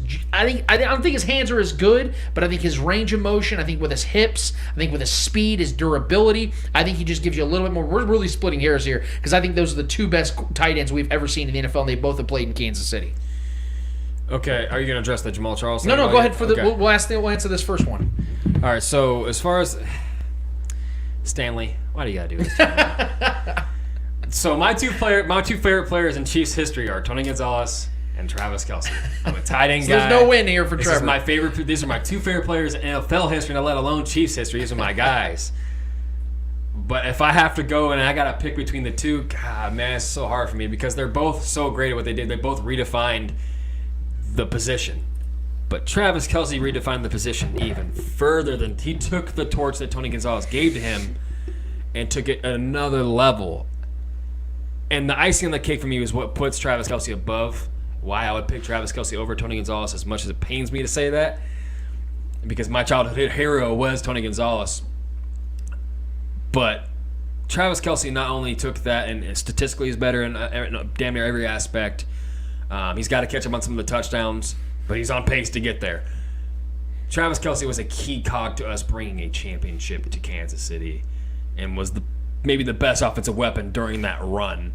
You can talk about Tyreek Hill, I get it. He was the most electrifying game breaker type guy, but the most reliable offensive weapon on this team on that run was Travis Kelce. And he was the go-to guy for the best thing to ever happen to their city and Patrick Mahomes. The marriage between those 2 is going to be all time. And I just think the uniqueness of that duo between those 2 and the innate brain-mind marriage, mind meld that they have together is just something that's extremely unique and is not found very often in sports in general. So I'm going to have to go with Travis Kelce on that. As much as it is hard for me to make that choice, I want to say both. I want to be that douchebag that says both.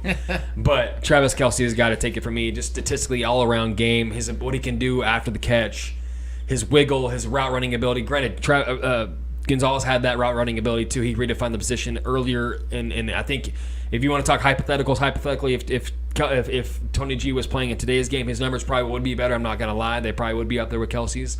I just think Kelce's a rare breed, being a basketball player as well as Tony G, but also being an ex-quarterback gives him a different edge in the position. He knows how to read Pat well because he played that quarterback position for some years. I just think Travis Kelce is such a rare breed, and he's going to be the greatest of all time.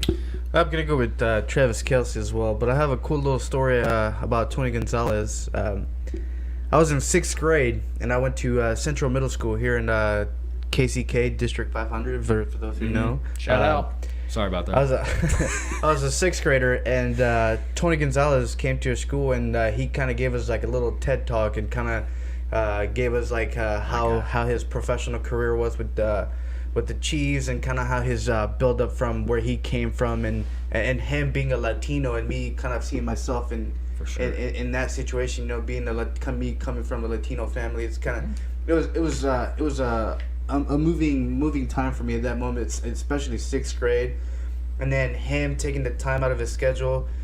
He was done, and when we all thought he was leaving, he told all the kids, all the parents, to go outside of the auditorium. And then he was there taking pictures with everybody, hugging everybody, high-fiving all the kids. Dude, it was like a dream come true for me. Even though I wasn't like really, I was 2 years into this country. It's not like I knew football a lot. I was still growing into what the Chiefs was, what football was. And honestly, I didn't even know what. I've never played the sport at that point in my life, but hearing his stories, hearing where he came from and stuff like that, kind of like, you know, resonated with me, and it was amazing. And that's a memory that I will carry with me forever for the rest of my life, and I don't think I'll ever forget. And I would say thank you, Tony Gonzalez, for Absolutely. I got to play basketball with him one time, and that was life changing. And Eddie's saying all that, he still takes the white guy, Travis Kelce. that. Yeah, sorry. Statistical wise. That's a tough one, though, man. Now Two to of the address greatest. the second part of that first question from Stan Simmons in regards to the running back one, this is actually, believe it or not, actually a little bit tougher for me because he gave us multiple options. And the Chiefs, as well as great as they've been at getting tight ends, they've also been really good at getting running backs. He mentioned Larry Johnson and Priest Holmes. I'm going to put those two to bed real quick because I don't think that I'm going to even consider either one of them, even though Priest was unbelievably great with the Chiefs those 3 to 4 years that he had with the Chiefs. I think he had, 58 touchdowns in a 3-year span. No one in the history of the NFL had ever done that at the running back position. I still don't think they have. So he had historic numbers, but Stan was right. He did have injury problems throughout his entire career, and that's actually what ended his career with not only Baltimore, but also with the Chiefs, and ultimately led him to retire at, I think, only 31 years old. And so I think that I think his proposition was a one game, have to win. I can't trust that Priest was going to stay healthy in that game. Larry Johnson, as effective as he was, I like a dual threat running back more than a guy that's just a ground and pound kind of guy like Larry Johnson was. And Larry Johnson could eat up yards from the ground, but he was never really a pass catching running back. So I'm going to have to negate him as well because I'm also looking at the league now and the Chiefs now with Patrick Mahomes and who would fit. So it's going to come down to Kareem Hunt and Jamal Charles. Now the easy answer would be Jamal Charles in this because of just how great he was with bad offensive players around him throughout his entire career, still averaging 5 yards a carry, still putting up all these incredible numbers. But also, like Priest Holmes, Jamal Charles had a string of injury problems as well, and I can't trust, as great as Jamal was, and great, he was so great, guys, in Kansas City. The all-time leading running back in Chiefs history, that's probably going to stand for a long time. He had over 7,300 rushing yards here, had a ton of touchdowns, I think like 60-something touchdowns. As great as Jamal was, he also wasn't very versatile. He would get hurt a lot too, and I can't trust that his body would stand up in a single game. I have to know that he's going to be healthy, which leaves one guy, the guy that probably no one expected me to pick, was Kareem Hunt. Look, Jamal Charles would have probably murdered in this offense, and in fact, I will go out to say I would almost be 100% certain that Jamal Charles would absolutely kill in this offense with Patrick Mahomes. But here's the thing. We can only speculate. You know who I do know killed in this offense with Patrick Mahomes? Kareem Hunt. In just 10 games in 2018, Kareem Hunt had 14 touchdowns, 7 rushing, 7 receiving. He was on his way to have one of the greatest seasons a running back has ever had. In this offense, Kareem Hunt was the perfect running back for this Chiefs team. I would take Kareem Hunt because he's also never injured. He is huge, strong, physical, incredibly reliable hands, incredible in the red zone. He's literally all 3 downs back. He is still one of the most versatile running backs in football. Reliable as hell. Outside of anything on the outside of the football field, Kareem Hunt is one of the most reliable running backs you can have in the league. And he was deadly in this offense. So believe it or not, I would say Kareem Hunt. Yeah, that would make sense if the question was who is the best in this Patrick Mahomes offense. It's not. That wasn't the question. The question was who is the best for one game. Chiefs running back. Kareem Hunt was here for a couple of years. Jamal Charles sample size for who he was. This is a no-brainer for me. It's Jamal Charles. Jamal Charles he's the leader NFL history of yards per carry, and he might have been better in the passing game than he was at running the football. Almost 5.5 yards per rush for his career. Leads the NFL history. The guy, you look at all the metrics, everything. The dude, granted, we could talk about his health. I'm not going to talk about his health. I know that's a thing. But the question is, NFL history or Chiefs history, who we think is the best running back? In my mind, it's Jamal Charles. The dude was insane. He was early to changing the game with the pass catching backs. He kind of helped lead the way with the Chris Johnsons and the guys like the LaDainian Tomlinsons of being great pass catchers, along with a great runner, obviously. So at any moment. At any moment, the game could have broke wide open. And he didn't have a Travis Kelce and a Tyreek Hill to open up the offense for him to he was the offense for some years. Jamal Charles was literally leaned on to be the guy. And he was a surprise, right? Because he was behind LJ. It took a LJ a benching and a Todd Haley beef between the two for Jamal Charles to even get his chance. And once he did it, he never looked back. Outside of injuries, Jamal Charles was an absolutely unstoppable force in this league, man. How many times do we see scrums? There's guys on top, and we couldn't even see where he was, and all of a sudden he pops out and he's gone. It's like, how the hell did he just do that? Outside of, and he was an Olympic, like he had Olympic style running ability. He was extremely in this his story alone too, from where he came from, him being a special needs kid, and all these things that the doubts and everything that he overcame. Granted, yes, he towards the end of his career he started getting banged up. He had 2 ACL tears, all these things that happened to him. But as far as pound for pound talent, I'm taking Jamal Charles. And if you put Jamal Charles in this offense, I know we can't talk hypothetically, Jamal Charles would have outshined Kareem Hunt in this offense. I don't care what anybody says. He's the better athlete. He wasn't as big as Kareem Hunt as far as frame, but I cannot imagine what he would do in this offense. His catching ability, his ability to, say what you want about Kareem Hunt, he wasn't averaging 5.5 yards a tote. Jamal Charles was. And it's the best. That's the best of all time in NFL history. Not just Chiefs history, NFL history. And you can look at the metrics all you want. The guy on all the specific breakdown and all the deep dive metrics of running back positions, Jamal Charles is damn near tops of NFL history in a lot of different, not even just running the ball, catching the ball, yards per catch, and what he does after the catch. They do is insane. I'm not taking that away from Priest Holmes, LJ. I mean, we got a plethora of talent here in Chiefs history, running backs. But the sample size wasn't very big for Kareem Hunt either. He obviously found his way to get out here prematurely. So what could have been with Kareem Hunt in this offense? Might have been. But in Chiefs history, I'm taking Jamal Charles. Just a side note, because you are right. Jamal averaged 5 yards per carry. 5.4. 5.4 yards per carry. Kareem Hunt averaged 4.9. So it wasn't like this humongous difference. I'm just saying, though, 4.9 is actually historically awesome. Oh, for sure. Kansas City, 4.9. Especially Kareem Hunt is insane. Yeah, when Kareem Hunt was also, he led the league in rushing yards in 2017. And then, like I said, in just 11 games of the Chiefs in 2018, dude had 1,200 total yards and 14 touchdowns. Of course. Just unbelievable. So, yeah, you're right. I'm just saying that Jamal Charles, we didn't know what he was in this offense. I do know what Kareem was, and he was historically great in this offense. I'm just saying, I know we can't use hypotheticals because it's not reality, but I can only imagine if defenses had to worry about Tyreek Hill and Travis Kelce and opening that much more up for Jamal Charles, bro. And Jamal Charles might have been better in catching the football than he was rushing, and he averages almost 5.5 per rush. That's insane. Those entries, though, they just concern me, man. Yeah, he had a lot of them. That's the only knock on his career. Stan Simmons, Hall of Famer. I don't give a shit. Stan Simmons had. Oh, we can debate that. Stan Simmons had another question as well. It's the second one. Let's see what Stan's got for us. Oh, well, I might want to actually turn it up. Come on, Stan, speak up. Let me start it over. Oh. Sorry, Stan. I'm letting you down, my man. Gotcha. Here we go. Hey guys, second message here. Lance, I love how you called out Pete Sweeney. Now, I know there's nothing but love between the Spoken and the Arrowhead Pride podcasts. I love listening to all those guys too. However, sometimes us fans can get things twisted a bit. For instance, on the Arrowhead Pride Out of Structure podcast, I strongly disagree in the one writer who seems to always place the blame on the Chiefs' struggles squarely on the offense and more importantly on Patrick Mahomes. I hope we're all looking at the same games because the defense can't seem to make a significant stop when needed. Seriously, what percentage of the blame do you blame on the offense, defense, quarterback, or coaching?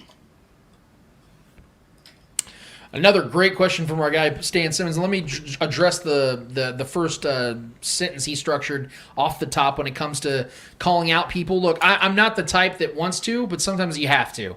And Pete's done an incredible job here in Kansas City, and Arrowhead Pride has been nothing but great to us here in Kansas City, with Spoken in particular.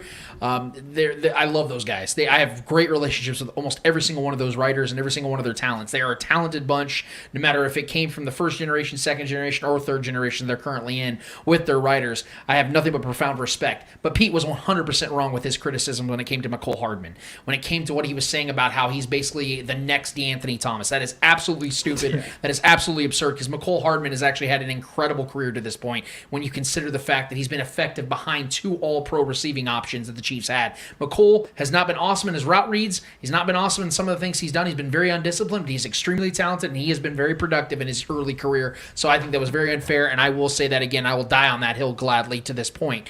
When it comes to, I don't know who the other writer was that he's talking about when they come to blaming the offense, but I'll keep this very short and sweet. If you're blaming the offense for anything that's happened to this point outside of some bad turnovers, you're absolutely you're not watching the same games. Like Stan's right, we're not watching the same football. The Chiefs have right now the 31st ranked defense in the NFL.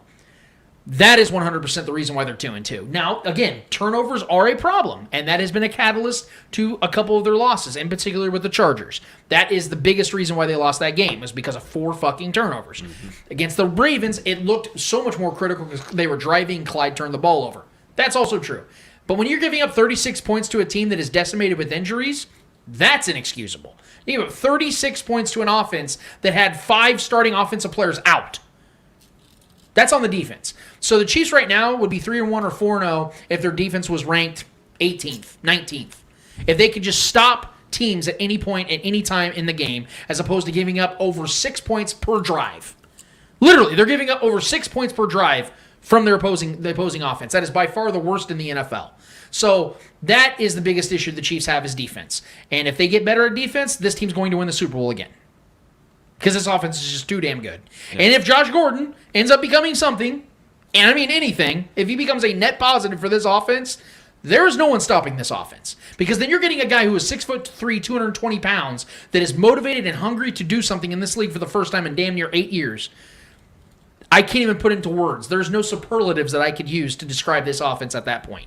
So let's hope that happens. But in the meantime, this offense is potent as fuck. They're second in the league right now, averaging just under 34 a game. I don't see that changing. I don't see that stopping unless there's just a ton of injuries this team suffers. They're damn good at offense, and you can't blame them for 1 second for why they're where they're at right now. For sure. I'm going to disagree with you a little bit, though. I think through the our defense is bad, and they've been consistently bad, and we can count on that week in, week out. But through the first 4 weeks, the defense hasn't been the biggest issue. The biggest issue has been turnovers.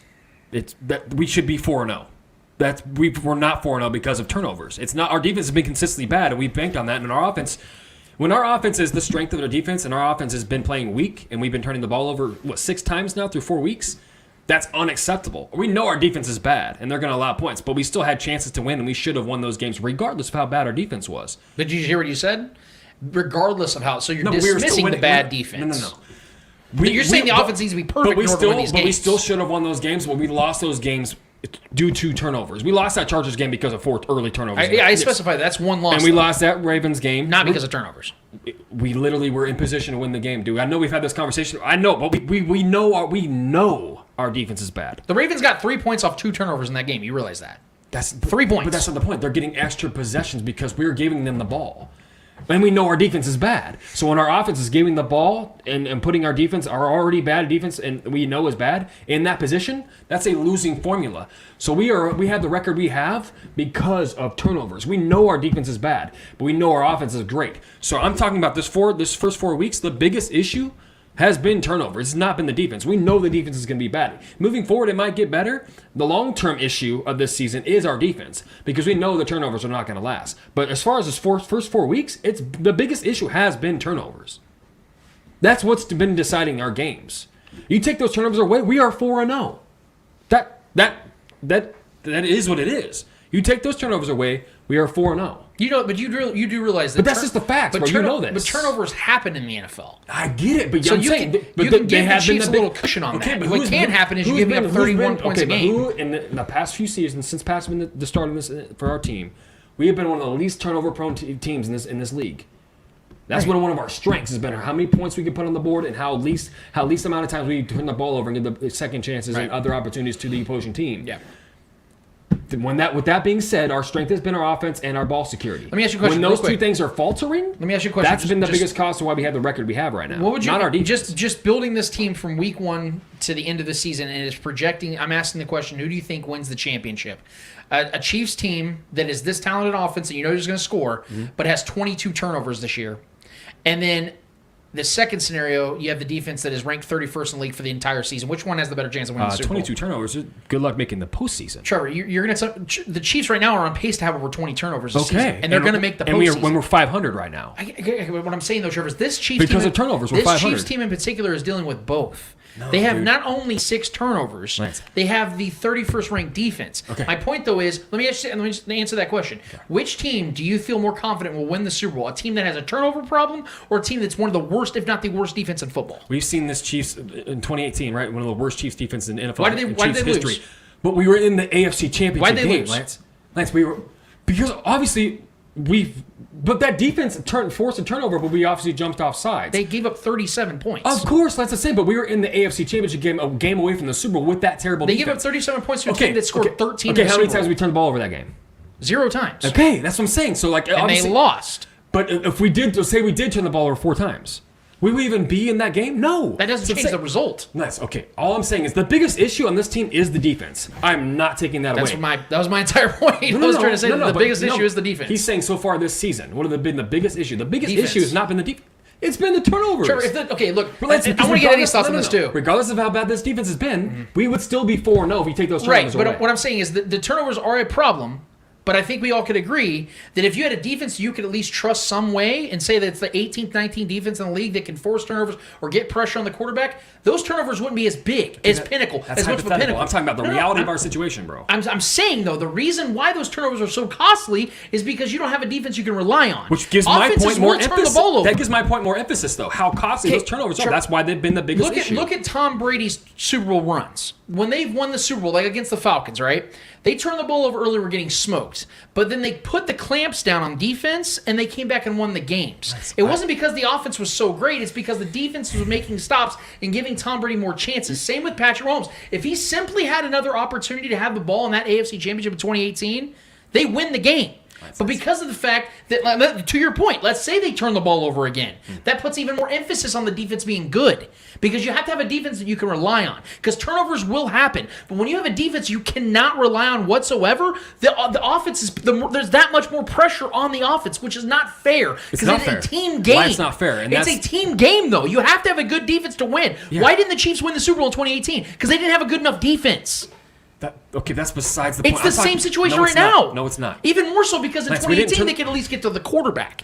This season they can't even get pressure. So you think the bigger issue in these first 4 weeks is not turnovers? You think it's more the defense than it is the Yes, turnovers? 100%. Okay, I don't understand. We've literally been still as bad as the I defense just has broke it been. down though, Trevor. If As the bad defense was better, as those bad as turnovers the wouldn't defense matter. has been, we still had chances to win those games. 100%. Because of how great our offense is, but at the same time, we're in those holes because of the turnovers, bro. No, Trevor, we're in those positions because the Chiefs can't make a stop.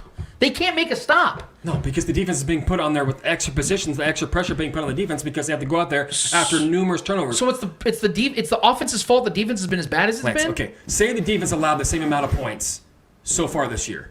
Take away those turnovers. We are undefeated. That has been the biggest issue so far in this season. And if so the far. Chiefs weren't the single worst team on defense on 3rd and 4th No. downs, you don't think they're undefeated? No, but Lance, we can be allowing the same amount of points right now. But if the offense is, I'm not putting this on the offense. It's team in general. But obviously, the turnovers have affected the win and loss column more than the defense has. I completely disagree. It has to. No, You because can't take that turnovers away. can cost you games, Trevor. When your And defense, they have. That's your been the when your biggest issue defense through is the giving first 4 up- weeks. When your defense is giving up 31 points a game, Dude, you're missing turnovers are not the biggest picture here. That's not the big picture. Regardless, that's a I part don't of care it. if we're Yes. allowing 40 points a game, Lance. We are still giving the games away because of turnovers. Because the Chiefs have been in winning position every single game, no matter how many points the Chiefs have. Because our offense is that good. I get it. But when we've turned the ball over 6 times. Well, 6 times, right? Yeah.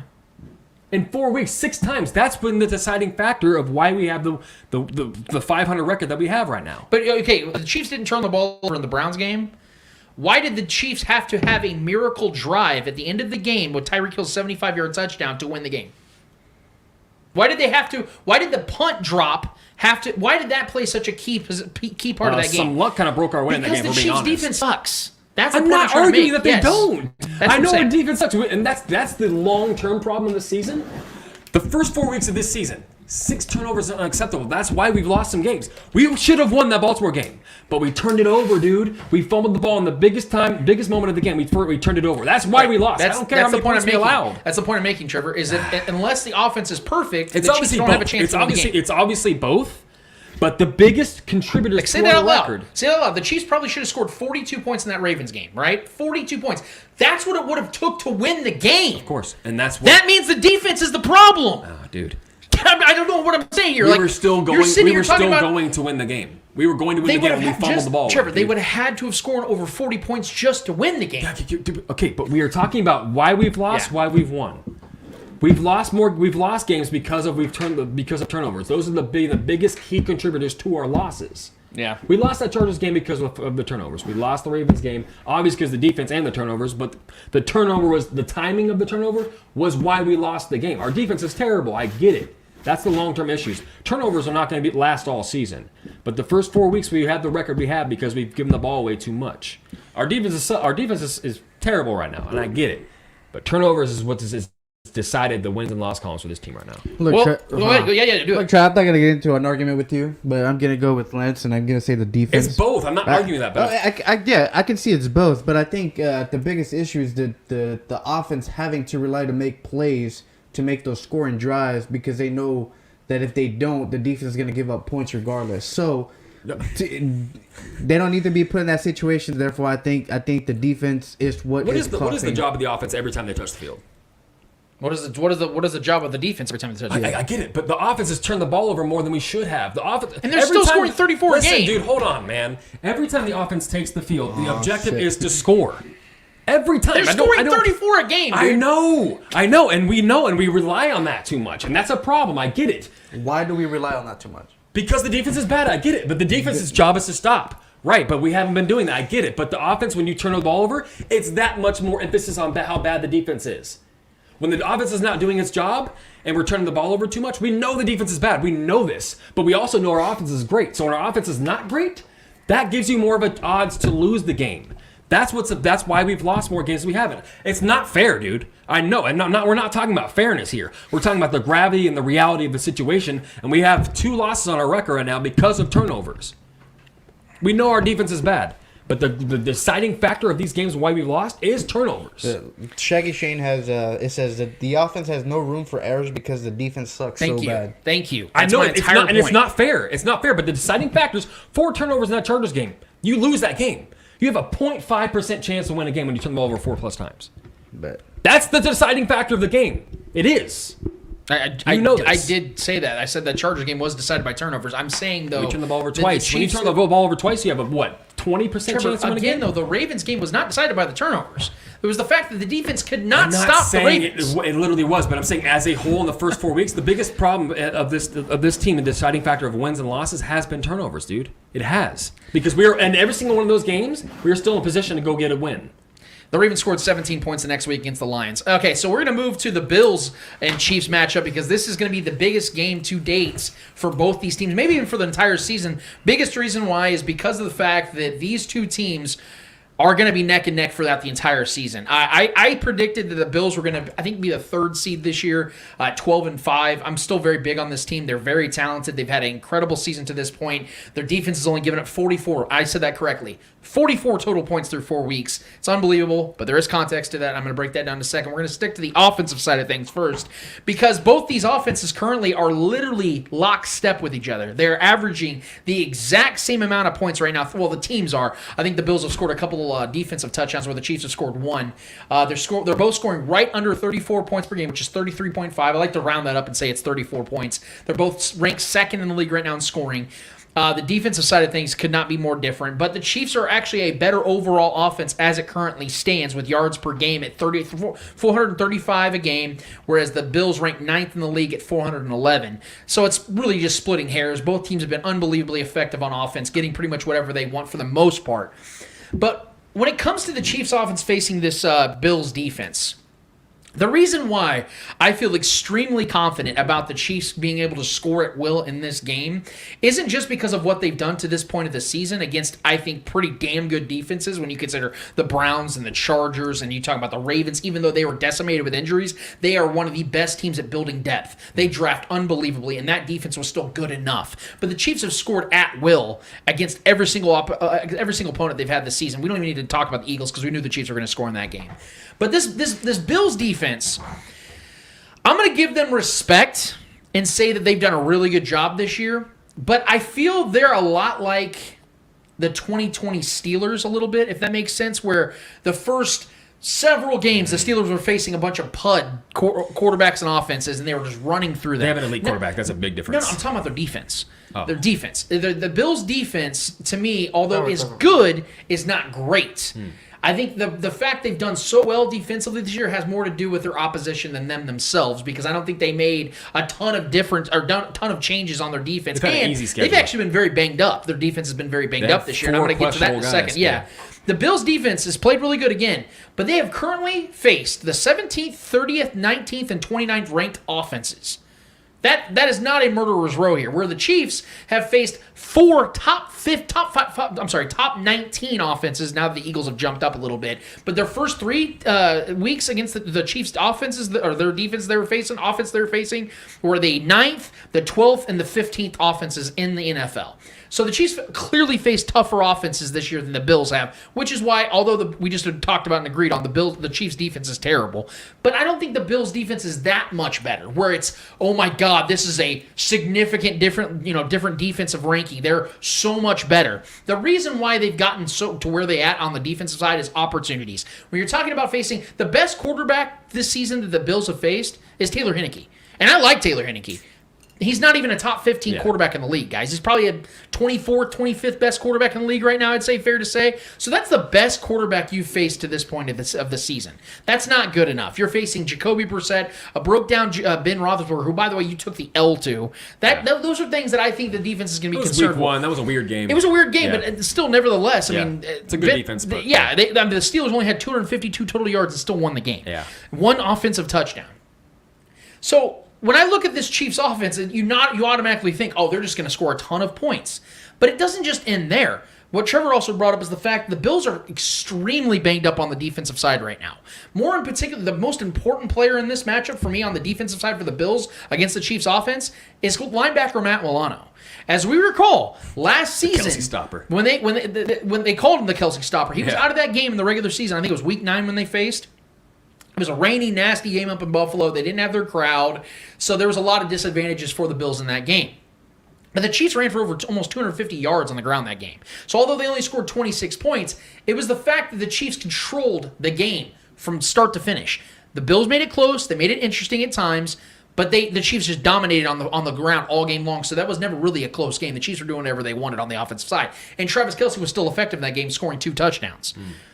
The matchup that actually I think is going to be a lot more realistic for the Chiefs offense versus the Bills defense is going to be in the AFC Championship from last year. Matt Milano was back, but the Chiefs scored 12 more points, and they didn't have a big home crowd. They had less than 17,000 people in attendance at that AFC Championship game. And Travis Kelce had 13 receptions for 118 yards and 2 more touchdowns. Travis Kelce, as much as the Chargers have owned him throughout his career, he has owned the Bills.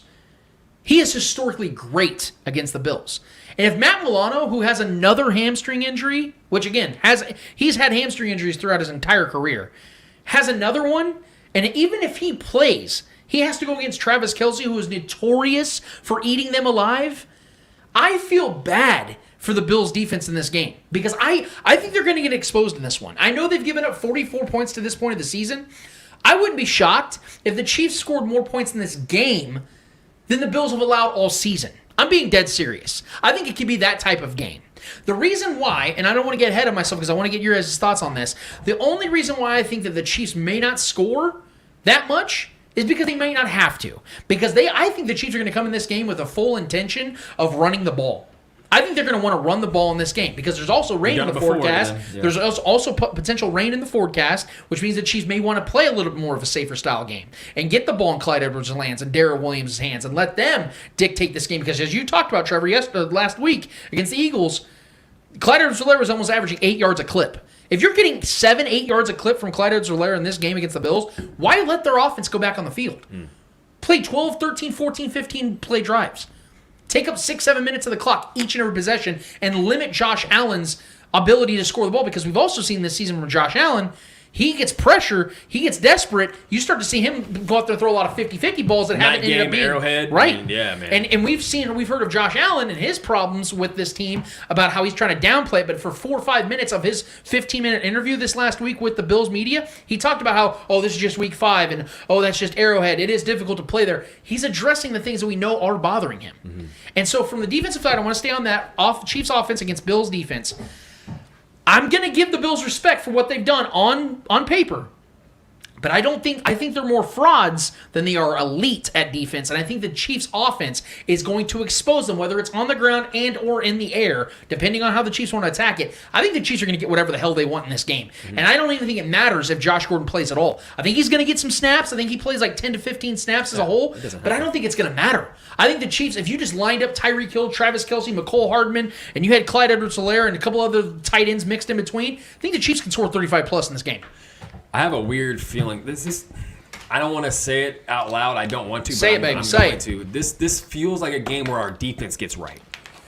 As weird as that is, because this is a tough. Obviously, this offense has been doing what they do. They just dropped 40 burger on the Texans shutout game. Whatever. There's a stat on the Bills that's kind of eye opening. That they've broke lucky a little bit throughout the season. Their record could be different. They fumbled the ball 9 times already this year, and they've only lost 2 of them. And I know Josh Allen has a bunch of them, right? 'Cause he's a fumbling and machine. Singletary, Yeah. and they do not have a reliable running game. Zach Moss has been decent, but Singletary's I think fumbled the ball 4 times. They have 9 fumbles. So if this becomes like a wet kind of game, night game, it's loud, it's ruckus, and the lights are bright for Josh Allen. I can see him get a little jittery. This is a big game for him. He hasn't beat us yet. There's a lot of pressure. I can see a get right game for Tyrann Mathieu making a couple reads and getting a pick. I can see us forcing a couple fumbles and getting these fumbles. They've been a fumble prone. They had the most fumbles in the league so far right now, and they've only lost 2 of them. Yeah. You fumble the ball 9 times. Very rarely do you only lose 2. So that's a lot of possessions they could have gave away, to the opposing teams. The record could be different in those cases if that was the thing. But I do, like I said, I didn't want to say that out loud because that could be jinxing it, whatever, if you would believe in that, whatever, so on, so on. I just feel like this is one of those games where it could be not what we expected. If we could talk all the shit of the defense right now, then we go and watch them put up a performance that we didn't expect. But let me ask you a question because I want to hear your thoughts on the Chiefs and Chiefs offense versus the Bills defense. But just to add to that real quick, I just wanted to throw that stat out there. That's what is your take though that when you say the Chiefs defense can step up? What is it like when it comes to scoring? What is stepping up to you? Are you talking about because at this point of the season, the lowest amount of points the Chiefs have given up is 29. Holding the Bills to like 25 points would be huge. I don't think that's realistic. I know it's not. Yeah. That's what I'm saying. But that's why. But I have this weird feeling, and I'm probably going to be so wrong. So what would you say would be a good scoring wise? What would be a good holding game them to for the like Chiefs? 25 points? Okay. If they can hold the Bills under 30, that is a massive performance by this defense. If we can hold them under 30. But on the offensive side, from the Chiefs offense Okay. against the Bills defense, how do you see this game going? Man, dude, I'm confident. I have the Chiefs winning this game. I'm going to say that right now. I'm confident in this offense. This offense is going to go do what they do. Like I said, the biggest issue for me has been the turnover so far this year. I think that's been the deciding factor. I feel like I made my case for that. Whatever. That's not going to last. Right? We take care of the ball. That's what this offense do. We put up points and we don't turn the ball over very rarely. Pat has never been a turnover-prone quarterback, and I expect him to continue on doing that and being very efficient. He was very efficient this past game. Granted, he threw a pick, but whatever. He didn't even have to throw for 300 yards last week and had 5 touchdowns. You can't get much more efficient than that. So I don't believe in this Bills defense. I think their numbers are padded by the competition or lack thereof they face so far. The corpse of Big Ben beat them. So, I mean, if that's going to be a thing, a night game in Arrowhead against this Bills defense, I think it's going to be fireworks for this offense. I'm not worried about them at all. They have undersized, granted, speedy linebackers. They're fairly quick, but if Milano doesn't play, that's their best linebacker. That's their only hope at being somewhat coverage on Poyer's banged Kelce. up too. And if Milano's out against that one-on-one matchup with Kelce, they're gonna have to double Kelce if they want to make that the emphasis of their defense, and that's what they've tried to do, and it's failed every time so far. But it could be a Clyde game too. I think it's gonna be a Kelce game. I really do. I think Kelce, even if Milano's in there, I think they're going to try to double him, but that's going to be a mistake because then Tyreek's obviously going to eat. McCole has a chance to beat them over the top. That's always a thing. I just think our offense is going to go have our way with them. I think we've shown that. We can run the ball down their throat. We beat them both ways. Yeah. Right in the AFC Championship game, we threw all over them. And the game prior, we ran all over them. So, it's pick your poison. But I think this is going to be a Pat game. I think Pat's going to throw the ball over, regardless of rain. We've seen Pat throw in the rain, snow. It doesn't matter the climate. Pat will throw the rock all over the place. Side note to that with Patrick Mahomes, Only 2 other quarterbacks in the history of the NFL have started their first 4 games of a season with at least 3 passing touchdowns. It was Steve Young when they won the Super Bowl, and I think it was like 1991. And then it was 2007 Tom Brady when he threw 50 touchdowns and won MVP. Yeah. So he's doing something that only 2 other quarterbacks in the history of the NFL have done to reset start a all the season. books, man. Yeah, but I do. I think I want to say this could be a Clyde game. It may be a running game with him and Darryl together, but I think Pat's going to go out there and have another 4 or 5 touchdown game. I do. I think he's going to go out there and dominate that defense. I don't think the Bills defense has what it takes to slow this offense down in any way. It's a matchup thing for sure. I think, like I said, the Bills defense has done well, but when you're feasting on the best quarterback you faced this season is Taylor Heineke, I think you probably should feast on those guys. So, but this could be a that different goes matchup. into my feeling about the Chiefs defense maybe having bounce back games, like secretly. So, Eddie, how do you see this offense faring this week against the Bills defense? Beautifully. I think this Chiefs offense is just gonna go out there and do its job. I'm with Trevor. It's like they're just gonna go out there and do their thing. We're do in the what they red on do. red, too. Yeah, do what they Can't wait. do week in week out. Yeah, like you said, this Bills defense hasn't faced any tough quarterback as of yet. This would be their real tough task this week. We'll see how they face against Patrick Mahomes and Travis Kelce and Tyreek Hill, and then you add Josh Gordon, who obviously you can have tape on him, but you really don't have tape on him with the Chiefs. So it's still a new secret weapon the Chiefs can put out there for a few plays. So I do think Clyde and Williams are gonna get their yards. I think they're gonna eat. I think they're gonna do what they do every year against Baltimore. Like last year, Clyde Edwards-Helaire had a great rushing game, and I think that's gonna happen this year too. I think this is a bad matchup for the Bills defense. Just for the simple fact that you're going up against arguably the best offense in the NFL currently as of right now. And like I said, we haven't seen what Josh Gordon can do. And if Josh Gordon can add something to that offense, it's gonna be so hard for them to even find some way or somehow to stop that offense. So And here's a couple things I want to say before we move on to the defensive side as well about the Chiefs offense against this Bills defense is, again, I want to reemphasize the Bills defense didn't make a ton of changes in this offseason. I think they got a little bit better on paper, especially in the front seven. But they are banged up. Their defensive tackle, I forget his name, he's banged up in this game as well. I don't know if he's going to play. He probably will give it a go. And I expect Poyer to give it a go as well in the secondary. But if you look at that AFC Championship game, and again, I think that's going to be more of a comparable game when you consider the fact it's going to be in Kansas City again. It wasn't just Travis Kelce that ate the Bills alive in that game as well. There was 2 other guys that had big moments and big plays as well. You had Tyreek Hill, who had 9 receptions for 172 yards. Yeah. He was getting 19 yards a catch. He had 11 targets. So Travis Kelce and Tyreek Hill combined for 290 receiving yards in this game and 2 touchdowns. And then also when it comes to the rushing game, Mecole Hardman, although he had a bad fumble to start the game on special teams and that really pissed him off and the Chiefs had to go and get him refocused, he went and broke off a 50-yard rush for the Chiefs and it ended up resulting in a touchdown for Mecole Hardman as well. So Mecole Hardman scored a touchdown in that game. So he had Tyreek Hill, Travis Kelce, and Mecole Hardman combining for 3 receiving touchdowns, and Mecole Hardman had a big play in the running game as well. So there's a lot of versatility in this offense against this Bills defense that I just don't feel they have real answers for. Clyde Edwards-Helaire didn't play well in that game. He only had 6 rushes for 7 yards, but he did have a touchdown in the game as well. So I think this is going to be an opportunity for Clyde to really get right because he balled out against the Bills in the regular season. I expect Clyde to take another step. I don't know if he's going to have a 100-yard game. In fact, I'm going to say he probably doesn't. He probably falls short. Yeah, but I want to see him. He had 26 for 161 last time. Yeah, he absolutely crushed them in that game. I think that Clyde is going to actually have another game where he plays well in the pass game. I think that you're going to see another 5-6 target game for him, opening up some things for Travis Kelce and Tyreek down the field. But I'm with Trevor. I think this is a game that Travis Kelce balls on. Here's why. This is going to sound super nerdy, but I'm going to go with it anyway. In Lord of the Rings, when Gimli and Aragorn, Aragorn's Orlando Bloom with the arrows, right, Trevor? And is that Aragorn or is that's Legolas? Legolas. I'm sorry, Legolas. I totally beefed that. Clay's going to kill me for that. But Legolas and Gimli had these little contests where they were trying to see who could kill the most orcs, and they were like taking turns. Oh, yeah.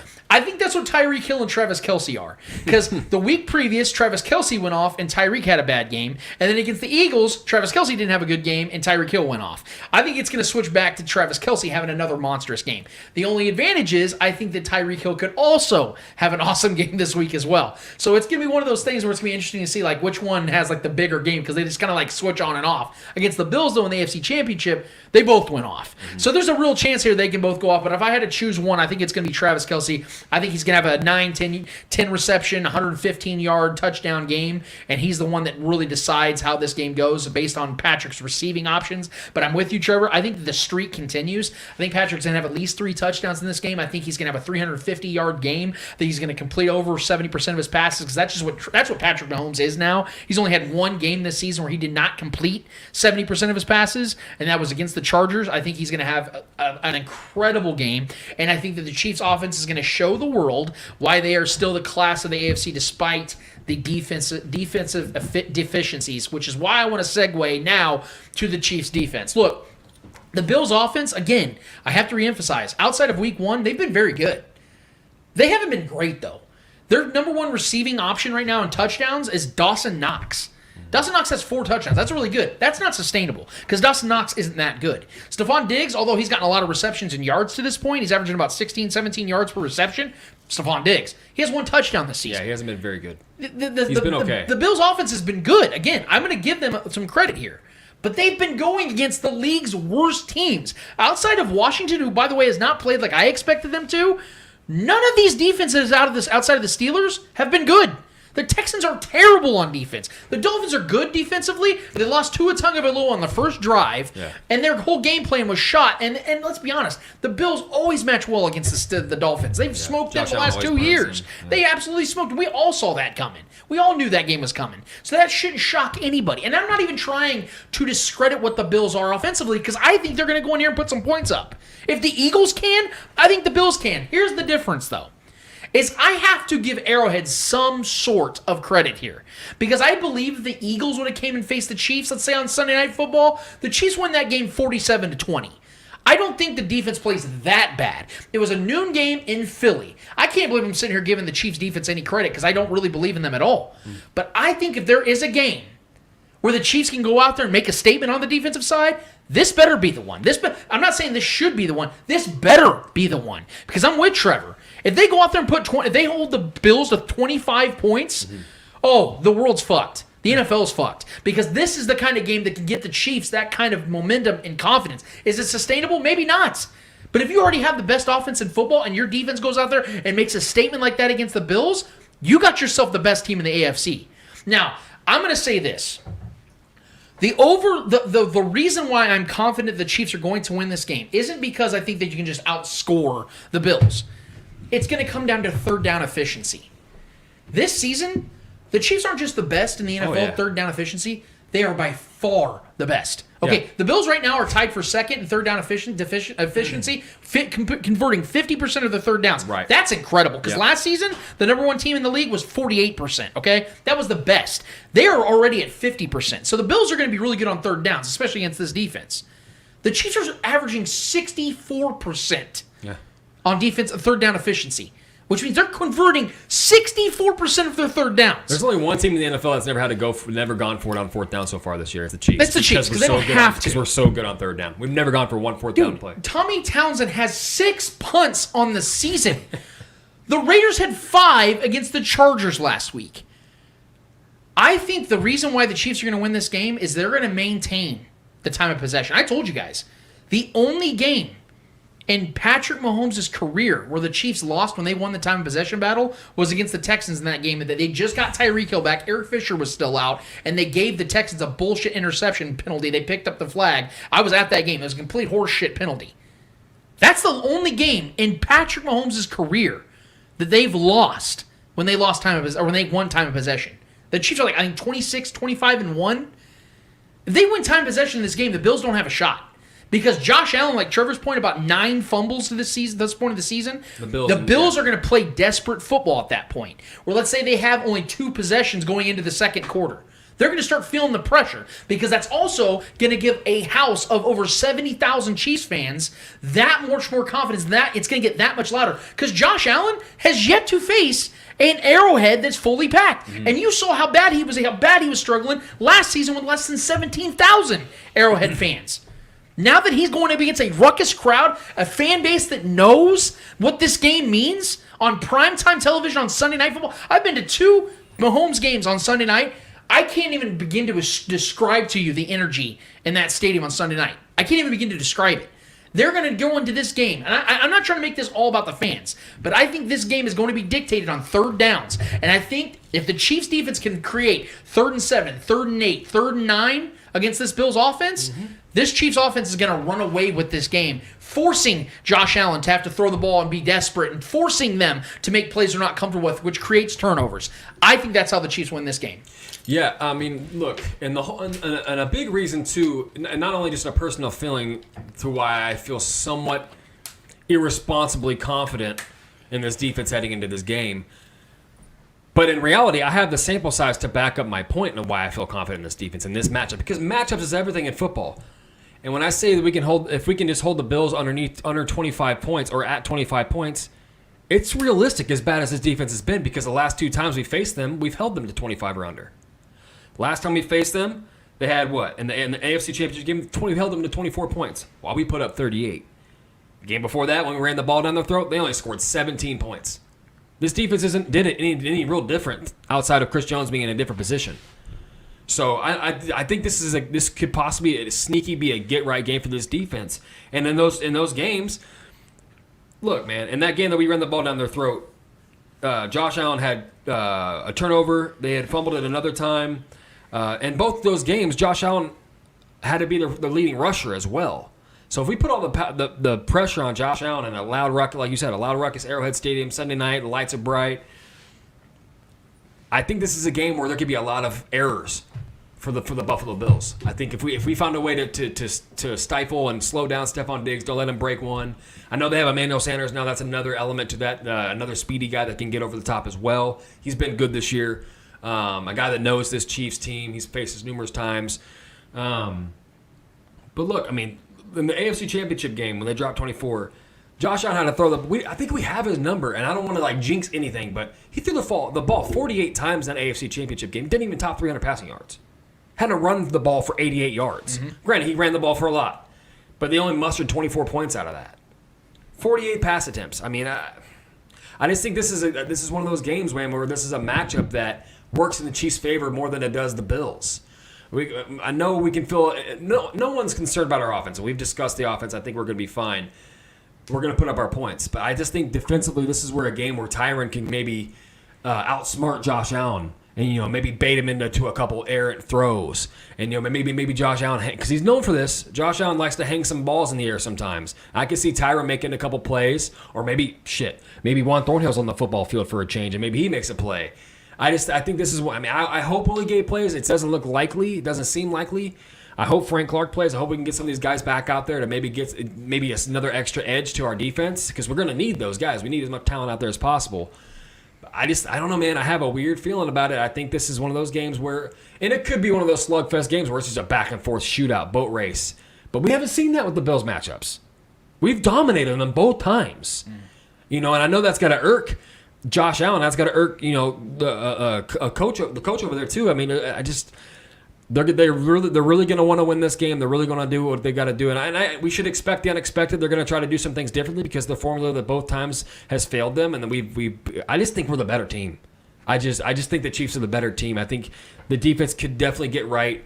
What better place to get right in a Sunday night game in Arrowhead with the packed crowd? I mean, that's the best position this defense can be in. Regardless of who the competition is, the best position for the defense to be in is Sunday night, prime time, packed Arrowhead Stadium. I mean, the crowd's going to be with you. They're going to be roaring. This is the time where the opposition makes mistakes, and I think that the defense capitalizes on it and do what they've done. The last 2 times we faced this team, held them to 25 and under. We win this game handily. Yeah, I don't see the defense changing anything from last week to this week. I haven't seen it for 4 weeks. Right. I don't expect them to do it from one week to another. I do think as the season progresses, I hope that they do progress as the season goes on. But I think it will be way too much too soon in one week. It could be a great matchup for the Chiefs against the Bills because we've seen it before. But I think this Bills offense, if the Eagles offense was out there and were able to get theirs, I think this Bills offense is going to even get it even easier than what the Eagles were able to do. I do think that with Josh Allen at the lead, I do think he's a better quarterback than Jalen Hurts. We can all agree to that. And I do think he's going to get his. I think our defense hasn't been able to stop the run game. They're going to be able to run the ball like it ain't nothing. Josh Allen's a very mobile quarterback, so he's going to be able to escape that pocket because there is no pressure that we have gotten to any quarterback to this day. So I do think that Josh Allen could get 40, maybe 50 rushing yards throughout the whole game. I don't see our defense being that aggressive. He had 88 in the AFC Championship game. Yeah, I'm telling you. I mean, we still So put it on. it's going to be something for me to see in order to believe it. I don't believe in this defense. I don't trust this defense. I do think it's going to be a shootout back and forth. I think they're going to go back and forth. I think the Chiefs score a touchdown. They're going to score a touchdown. If the Chiefs don't score a touchdown, I do think the Bills can take advantage of that and go out there and score that touchdown because this defense is not going to, in my opinion, I don't think this defense is going to be able to stop Josh Allen in getting their points. So I will say this though. I'm not, when I say our defense is a get right game, it's more about allowing Josh Allen to beat himself because that's what he's done. Yeah. He's done that in these matchups. It's not like this defense is just going to take this game away. This Bills defense, this Bills team offense has been a turnover-prone offense. They just haven't had to face the consequences because they've recovered a lot of those turnovers. You got to tackle them in order to get. Of course. But I mean, a lot of the. But I mean, 9 fumbles, man. If one of those breaks our way and we get some points off of that, and we get a decent lead, and we don't look back, I mean, that's what we've done, man. Yeah, but then allow them to beat themselves. Yeah, but then you go and look at the Ravens. The Ravens did not change their game plan. They stick to it, and they ended up winning because they sucked. That's why they won. Yeah. That's why they won. So I do feel that the Buffalo Bills, even if they go down, let's say a double-digit lead for the Chiefs, I do think if the Bills stay true to their game plan, I do think that they're going to be able to defeat this defense like it is nothing. So the offense has to be near perfect in order for them to win. If we get a double-digit lead, the game's over. And that's we've never blown a double-digit lead with Patrick Mahomes. Well, they did against the Ravens. Against the Ravens. Now, That game was kind of an anomaly, but yes. yeah, because the defense sucked. But that's what I'm saying, though. I think this defense in 1 week is not going to change drastically. No. So I do think that if the Chiefs were to lose this game, it's because of our defense. This is exactly why I said that it's going to come down to third down. Why? Because fourth down's going to matter. If the Chiefs are having the Bills at like 3rd and 8, 3rd and 9, like 3rd and longs, and let's say they get 5 yards and it's 4th and 4, 4th and 5, that changes as opposed to it being 3rd and 3 and then they get a 2-yard gain, it's 4th and 1. If it's 4th and 1 or 4th and 2, no one is not going to get on 4th down against this Chiefs defense. But if it's 4th and 4, 4th and 5, you have to think about that. You have to consider the fact that you either punt or you take the field goal. And if you do either one against this Chiefs offense, you're not winning the games. Yeah. So that's why, and you're 100% right. That is why the Ravens ended up winning that game. Is because of the fact they capitalized on that. They said, look, this defense can't stop us. Whether it's first down or fourth down, we can do what we want to do. They stuck to their guns. They ended up winning the game. Which is ironic about that game because we did stop the Baltimore Ravens a couple times. I think 2 different times. Because Lamar Jackson was like the Salvation Army out there just handing out stuff. On fourth downs, we stopped them a couple times in our previous matchups on fourth down when they tried to go for it, and then ironically they take it. That's amazing what can happen when you have a defensive front line that can do shit. You know, it's the same crew. We just got to get it together, I think man. The Bills' defense is a little bit more better than our defense at this point of the season. I'm not saying that they have not faced the competition. Exactly. No, I get it, but as if we look at the stats, I think that their defense is better clear as than day. our. Yeah. And I do think that if that defense can stop Patrick Mahomes once or twice, that game's there's no way that the Chiefs can come out and say, yeah, we're gonna win by double. It's gonna come down to who can convert those fourth downs, who can convert those third downs. So it's gonna be crucial. And I like to look at the sample size. The sample size shows that our defense has been good against Josh Allen. Yeah. Just like we've been the kryptonite for the Ravens. But the Ravens got us this time, so I know the Bills are chomping at the bit to get their chance to get revenge on us, just like the Ravens did. We cannot allow both these teams to get. We need revenge to on we us. need to get our before we're done with this segment. We need to give out our guy that we think is gonna be the player of the game or the difference maker for the game. For me, because I think that I don't want to speak for you guys because if you feel differently, that's fine. But for me, I think it's too easy in this matchup to give the Chiefs offensive player the key player of the game because I think they're gonna do their thing. I think it's going to be Tyrann Mathieu. I think he's going to make a significant difference in this game, whether it's going to be a forced fumble, an interception, a big tackle, big breakup on a third down throw or fourth down throw, something like that. I think Tyrann Mathieu is going to put his fucking foot into the ground and say rent is due in this game. The landlord is going to come out. These are the kind of games that Tyrann Mathieu lives for. Like, he's been waiting and just chomping at the bit to have a big-time, prime-time game at Arrowhead to do something special. I'm going to say that Tyrann Mathieu is the one that makes the key play of this game, that has a humongous performance on the defensive side and makes the ultimate difference to help the Chiefs just enough on the defensive side to slow down the Bills just enough to help the offense do what they need to do and win this game. Yeah, I wanted to pick Tyrann Mathieu too, but if I'm going to pivot on the defensive player, another guy that I was ramming on earlier in the show to be who he is, who we know he is, it's Chris Jones. I think Chris Jones has an opportunity to maybe hit a blindside hit on Josh Allen and force a fumble and recover it this time. Lay on the ball when he forced a fumble. God damn it.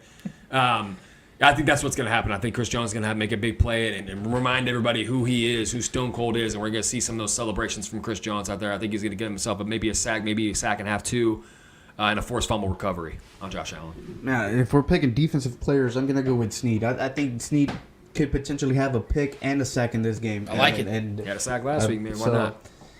I'm gonna like go it. with Snead on this game. That's a great pick. That's a great value pick, too, because a lot of, like I said, people are sleeping on Snead this season, man.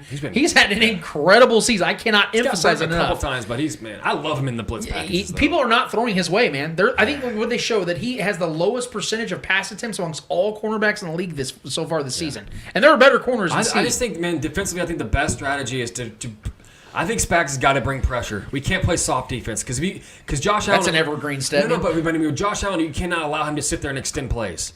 Bring pressure, make him force throws downfield, and that's when Tyrone will make plays. That's what we got to do. We can't allow these guys to play underneath in this matchup. We can't allow that. We got to bring pressure, and that's what we've done against them, and we've done well, right? So bring pressure, unleash Chris Jones, bring those blitz packages, corner blitzes, safety blitzes. We got to bring the pressure on him and allow our players down, Tyrone and our safeties and our corners to make plays downfield. We have one more order of business. I believe it's called Hold This L. Each and every week we finish each and every episode with a series of L's in the world of sports, whether they're friendly or unfriendly. We promise you, whoever's holding the L this week from us, deserve them motherfuckers. Trevor Twidwell, who's holding the L for you this week? Look, man, I'm not going to hold it out. I cannot believe that we went through this whole show without mentioning it. I'm giving out a W. And that W goes to the greatest coach in Chiefs history, getting his 100th win with his second franchise. I don't know how we didn't mention that. I was glad we didn't because I wanted to get to it right now.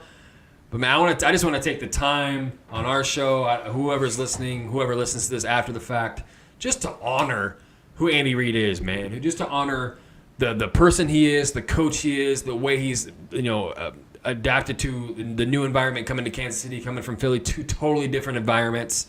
I'm so thankful to have him here. I'm so thankful for what he's done for this community, for what he's done for this franchise, bringing a championship here, hopefully maybe a couple more while he's still here, bringing Patrick Mahomes, handpicking Patrick Mahomes to be here, and to be the only coach in NFL history to have 100 wins with two different franchises is just a milestone I don't think is ever going to be reached again. That's such a rare thing to accomplish in sports in general. Especially in NFL where it's so hard to win week on, week out. It's just an honor to have him here. It's a privilege to call him my coach. And I'm sure all the players in that locker room feel the same way. So I just wanted to take this time, man, to acknowledge that incredible once-in-a-lifetime milestone that's never been accomplished before. And when you can accomplish something in NFL that's you are the standalone person, coach, player, no matter what you are, to have a record where you're the only one in that on that page when they turn it and they see one name that's done it, and it's you, Andy Reid. I'm so thankful that's our guy, and I'm hoping we can milk him for whatever he's got for as many years as he's willing to be here. Let's add obviously more W's to that record there, but yeah, I mean, what can you say? 100 wins with Philly, 100 wins in KC. in a short amount of time too in KC. He hasn't been here that long to accrue 100 wins is super impressive. I just wanted to hand that W out to Coach Reed, and it's incredible, man. Hold this W. Do you have an L, or is that it? I mean, if I wanted to, we could talk about I was going to talk about Urban Meyer, but I mean, we didn't touch on it too much. But I mean, as far Touch as it. trying to, He likes to. he's out there he finger touches it. banging Finger it. strangers. Like, Saying, man. I feel like he's self-sabotaging himself. It's such a strange thing. I mean, I feel like every week there's been an Urban Meyer story. He's squandering the talent of Trevor Lawrence, and Trevor Lawrence has looked good. I mean, Trevor Lawrence was making plays out there against that. They should have won that Bengals game. They had a 2-score lead. He finds a way to lose that game. It was just ridiculous. Granted, Joe Burrow's an absolute stud. They have weapons over there. It's a well-coached team as well. But you can't blow a 14-point lead, man. When you're up 14, you shut them out the entire first half, and then you lose. Unacceptable. It's almost like it comes down to coaching. He's not going to be here. Yeah, he might not finish this season. I held out hope. I thought he would. He's been a successful guy. This guy's an absolute douchebag. Clown. He's an absolute douchebag, and he deserves every bit of criticism he's been getting. Making a public apology, yeah. So I mean, if we can do that, if I'm going to hand out an L, it's going to be the absolute layup, low hanging fruit of Urban Meyer. So with that, Urban Meyer, do me a favor and Hold this L, Mr. Yo. Who's holding the L for you this week? Is it F1? No, but No? there is a race this weekend. If you guys want to watch, it's a Turkish Grand Prix. Starts at 7 a.m. on ESPN Obviously. tomorrow. Yeah. So Well, actually, we have Hey, football to remind watch me to early in the forget morning, that. too. Remind me to forget that. Eddie. There's an early game of football too, I think, in there. 9 a.m. Yeah. Falcons It's and the UK, the Jags. London game. they actually Falcons have and a London Jags. game. It's a London game. It's a London game, yeah, every year. They actually have that. That's Yep. this week. Yeah, Falcons and Jags. Because I know they 9 a.m. didn't have it last year because obviously COVID restrictions. We gotta drop our I'm picks. telling you, I think the Jags might become the first UK franchise. In Well, and NFL. they also might become the Well- first team to lose 20 straight games tomorrow. Seriously. Their owner, I think he owns the Tottenham Yeah. new stadium, that'd be cool, man. Wembley or some shit, Yeah. in England. So he already has a stadium. Guys, So We all we know gotta the drop Brit our Chief will picks be all- early tomorrow because that game's at 9 a.m. yeah. all right, so talk about England, but and stuff like that. So obviously Europe is big in soccer. Nothing bigger than Messi, obviously out there as a player. So I was gonna go to Barcelona's president, Joan Laporta, and this is in regards to the whole situation of Messi not being able to sign with Barcelona, ended up leaving for PSG, and this is what Joan Laporta said on pretty much a statement when they asked him about the whole situation with Messi. He's like, I hoped until the last minute there would be a U-turn and he would say, I'll play for free. He says, I could have convinced and I understand. I could have been convinced. I understand La Liga would have accepted it, but we cannot ask a player of Messi's quality to do that. Obviously not. Who the fuck is going to play for free? I get Come that. on. I get the whole situation of he's a Barcelona-made player. He's all about Barcelona. He loves Barcelona. Yes, I understand that. But who's gonna fucking play for free? Ain't nobody gonna play Especially for free. the GOAT. Exactly. The greatest of he's not gonna go in there and play for free, risk injury, and not pretty much not make anything. So. For you to even make that fucking statement, for you to even for that even to cross your mind, like baffles me. Like it shocked me when I read that. I was like, he has to be kidding. I was like, no, he was dead serious. Like we would have arranged like with La Liga and all that stuff, and had him play for free had he wanted to play for free. Who, like I said, who the fuck wants to play for free? Would you play for free? Fuck no, man. I'm barely doing this shit for free. I understand he was paid like 600 or whatever million in 4 years or whatever. He's worth every single fucking penny. Yeah. Especially now that we've seen that what Barcelona is without Messi. Now you're seeing like, holy shit, he was carrying not just the fucking team. He's carrying the entire organization in his back. I was like, no wonder like he was getting paid what he was getting paid. Fuck, Sounds like Laporta is La Puta. yeah, Barcelona is struggling so bad that they're like mid-table this season. So that tells you how much they miss Messi. And Piqué, which is Shakira's husband, he came out and says like, we know what's missing. We can't even hide the fact. It's like we know what piece is missing. Mm-hmm. So I was like, yeah, that's crazy because Messi last year had you guys fight with the same squad, had you guys fighting for the title until like the last 2 games of the season, which is incredible. Jesus. So, Mr. President of FC Barcelona, You're gonna have to do me a favor and Hold this L. So I have a trifecta for you guys. I have a W to start off. It's kind of a sarcastic one, but go with me here. So Matt Nagy finally decided to use his brain and name Justin Fields the starting quarterback. And the reason why I'm giving him a W in this is because of the fact that there's this for some reason, and we can go into the debate or whether people think it was right or wrong. I'm 100% on the belief it was wrong. People believe, oh, well, Patrick Mahomes sat behind Alex Smith for an entire season, so therefore that was the right move. No, it wasn't the right move. They should have played Patrick Mahomes in 2017, and I'll die on that hill forever because he would have outperformed Alex Smith in that season, regardless of what anybody thinks, and the Chiefs would have went further in the playoffs. So this idea has since surfaced and has become an ideology across the league, and Matt Nagy, being an understudy of Andy Reid, thought, well, let's bring Andy Dalton in, let's go get Justin Fields in the draft, and then let Andy Dalton just go out there and throw 19 picks for the season, and Justin Fields supposedly is going to learn from that. Justin Fields should have been starter day one because he's the best quarterback they have on that roster, and they have a Super Bowl winning quarterback in Nick Foles.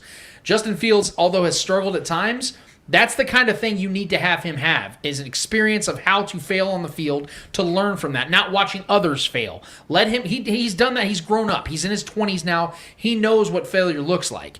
He needs to go out there and get himself an opportunity to go out there and do it himself. And this offense, which, by the way, the Bears are the only offense in the NFL that does not have 1,000 yards yet. They have 986. I think that you're going to see Justin Fields, in my prediction, come to fruition where he starts to win some games in a row because this Bears team is better than people think. They're 2-2 right now. I think this team can go on a little winning streak, and I think they're going to beat the Raiders this week. I'm saying that now. I think they go into Las Vegas and beat the Raiders, and Justin Fields has a really good game because that Raiders secondary is shit. I want to give Matt Nagy a W because I think he also is going to save his job once the Bears start winning these games in a row. So I'm going to give my guy Matt Nagy a W for using his fucking brain. Where my L's are going to start going, though, is to the Steelers because they're 1-3 this season. And for some reason, they keep thinking that throwing out the corpse of 39-year-old Ben Roethlisberger is going to save them or sustain success. This is showing everybody the common cliche, which is Father Time is undefeated. Ben Roethlisberger has shown over the last 2 seasons, guys, that he has rapidly been declining. His body has been breaking down. He had a significant arm surgery just a little over a year and a half ago. That is something no other quarterback in the history of the NFL has ever had to go through, where you're repairing not one, but multiple tendons in your throwing arm. And he was already in his late 30s at that point. That should have been the end of it. That's when the Steelers should have said, okay, there's some really good quarterbacks coming out of these next couple drafts. Let's go get one of them. No, they decided to stick with Ben Roethlisberger and a guy named Duck and another guy that is best known for getting hit in the head by Myles Garrett's helmet. So that is what they have, and that is why they're 1-3. And they have one of the better defenses in the league, and they're 1-3. They are in dead last in their division by multiple games already. They're going to trade for Aaron Rodgers.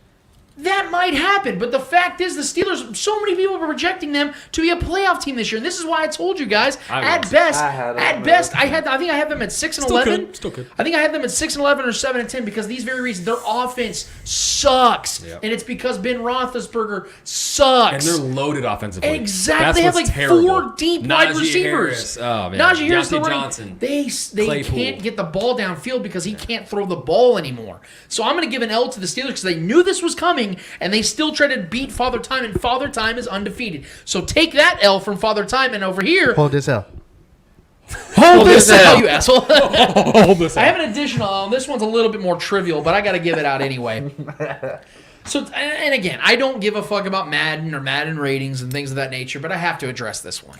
So after Tom Brady eclipsed Drew Brees for the most passing yards in NFL history this last week in New England, Madden decided to go out and just be totally insufferable because obviously the quality of their shit games aren't bad enough. They decided to double down and go and give Tom Brady the 99 rating. They gave Tom Brady the 99 rating because he got the number one. He's number one now in all-time passing yards. So I didn't realize. I thought the ratings were up to date. I thought it was all about how you're playing now. No, they're doing a career achievement award now for Tom Brady. Don't let him rush a touchdown. Tucker was listed at 299 too. Who? Tucker? Well, that's deserving. He's the greatest kicker of all time, and he just nailed a 66 Tom Brady yarder. is the greatest of all time. Anyway, what I'm saying is, not the best it's funny. It's funny how they're giving him a lifetime achievement award by giving him the 99 rating after eclipsing, passing Drew Brees in the all-time passing yards record. But we're forgetting one thing: Tom Brady has 1 passing touchdown in his last 8 quarters. And against the Patriots, the game they won by like the skin of his teeth, he had a 78 quarterback rating. 0 touchdowns. In his first They 2 should've games, lost I'm that sorry, game. in his first They 3 should've games, lost that game. yeah, in his first 2 games against 2 of the worst teams in the NFL, he had 9 touchdowns. In his last 2 games, he has 1. Is it any coincidence he faced good defenses against the Rams and against the Patriots? I think not. Yeah. It's baffling what Madden's doing here, and it's disgusting because I was told Patrick Mahomes had to wait 4 years to get his 99 rating after having an MVP season, winning the Super Bowl the next season, finally getting it this year. He's never been on the 99 rating until this year. This is Mahomes, I think, 3rd year in 99. Not according to him. That's why he got the chain. No, he already has 3 of those chains. He got one last year, and then the year before, I Oh, believe. well, he never got mind. 99. The point Yeah, I is, think he- Tom Brady. The point is, Tom Brady does not deserve to be in the 99 rating, and I'm not even a guy that gives a shit. But the fact Here is, you are. Here I am sitting here breaking it down. So look, man, this is the way I see it. I have to give them an L because hold on, Shaggy's letting us know that he only heard on the Monday mailbag Stan Simmons recording. Did we get all the questions in? No, you never asked for him. What are you talking about? The Monday mailbag? Yeah, we're doing my segment, then you just... Then we just moved on to the. Yeah. Oh, okay. Well, let's We can, actually. we can end with the money bell bag. Yeah, let's go ahead and do that because Shaggy just told me he didn't get his question. Okay, let's do that. So I'm going to hold an L for that one as well. But before we do that, Tom Brady and Madden ratings, do me a solid and hold this L. Let's go ahead and get some Monday mailbag questions. I could have swore we got those in. No, it was just me. Okay. So the first one is Billy Hodge. Do you think the last 2 weeks is the real C age, or is it just bad defense we are playing? I think Clyde is showing that he's going to be a top tier running back in this league. Not top tier, but I think top 12 to 15 running back in this league. I think especially behind this offensive line and as successful as he's been, I think it's showing the true nature of what Clyde can be in this offense. I'm still going to say that he hasn't lived up to the first round potential, but I think he's showing that he can get there. And I have enough faith in him and belief that outside of these couple fumbles here and there, he's been effective in his career to this point. I'm going to give him that credit. It's simple, man. This is an opportunity thing. He's finally getting the opportunity, getting some work. We haven't been running the ball with him much. We haven't been getting him involved in the passing game. Still needs to get more involved in the passing game moving forward. But this is really just him getting opportunities to get the ball in his hands. We haven't done that much. But granted, I'm okay with Pat just throwing the ball over the field too. That's fine with me too. But get him involved at least in the passing game as well. So I think Clyde's good. I never liked the pick. I think we could have got him maybe later in the draft. He might have fell, maybe not. We could have got another running back later on in the draft, and I'd be fine with that. We've had the Kareem Hunts of this world later in drafts. I didn't like the pick, still don't, but I think he's our guy. You know, in this offense, he's going to have numbers.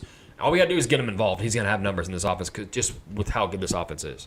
All right, Billy Hodge, do you think Spags needs to rotate more to keep fresh bodies on D because it seems like it's 4-down territory for the other teams? I don't know if there's really anybody that he can rotate. I think it's just going to come down to he needs to be able to pick his spots more with stunt blitzes, overall blitzes, getting some pressure. I agree with Trevor that Spags can't go out there and do it himself, but at the end of the day, I think Spags has not done a very good job this season. In the red zone, for sure. Yes, in the red zone especially. The Chiefs are maybe the worst defense in the I think they are their worst red we're zone. allowing almost red every zone single defense. time they So yeah, score. Spags, I don't know if it's going to be about rotation. I think it's just more about picking his spots to get some pressure on the quarterback in a timely manner, because on third downs, the defense looks uninspired and unprepared. How many times have we seen defenders running on and off the field, not knowing what their position is, not knowing that's coaching.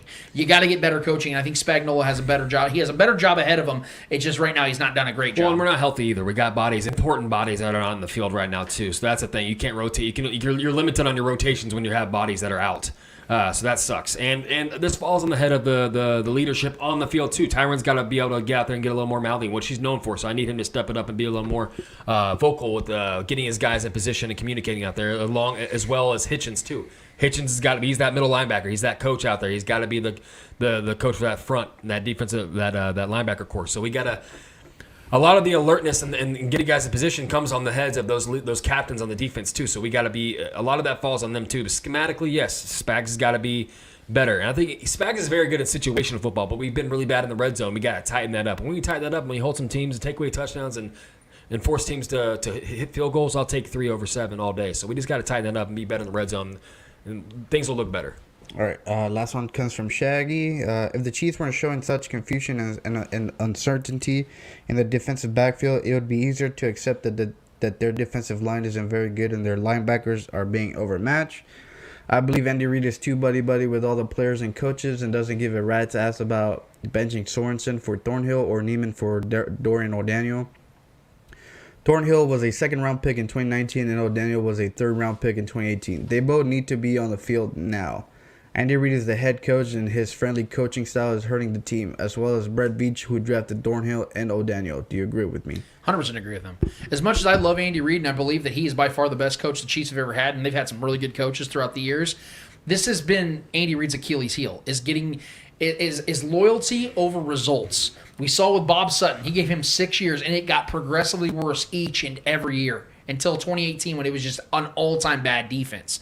So you look at this defense now with Spagnuolo, you're seeing an even worse defense than it was in 2018 because they can't even get pass rush. They can't even get to the quarterback. Yeah. So Andy Reid needs to keep his guys more accountable. I do agree with the idea of throwing Dorian O'Daniel out there more because at this point, how could it be any worse than what you're getting from your linebacker core? And to that point of Dorian O'Daniel, we saw in his rookie year, he played like 3 or 4 games and was incredible. And all of a sudden, it's like there's no more Dorian O'Daniel. He's a special teams darling. He's a special teams darling. Yeah. I get that. But at this point, are we really going to sit here and call Ben Neiman anything other than that?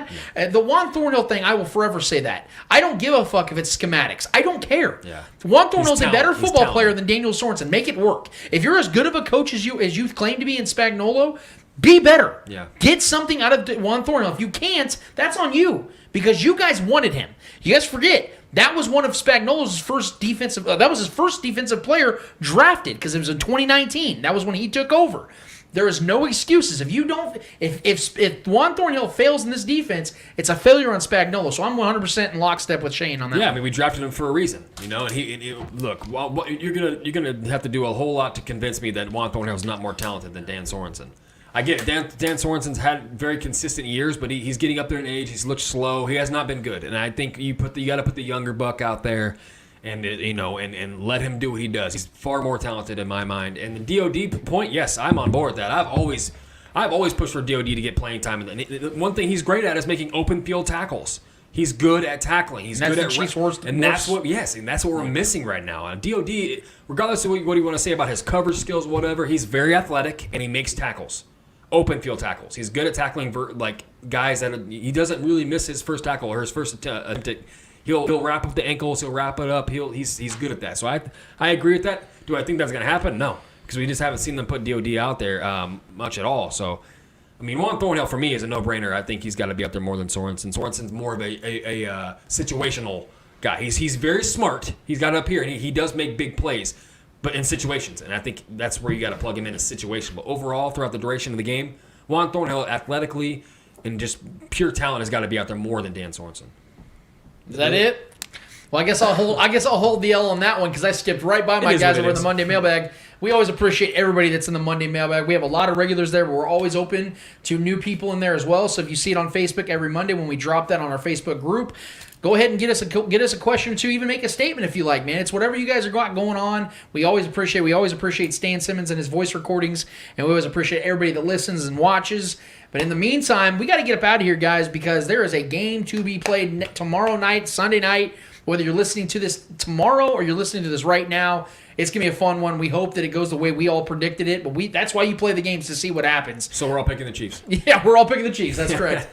Billy Hodge is going to have to give Eddie a break this week because Eddie is actually on your side this week, Billy. So in the meantime, for Trevor Twidwell, for Eddie Ortiz, for the great Clay Windler, I am Lance Twidwell. The Spoken episode 137 is done. It's finished for finito. And it's 138 is here, and we're hopefully talking about the Chiefs turning the tide and reclaiming their throne of the AFC. I am Lance Twidwell. We out of this bitch. See y'all. See ya.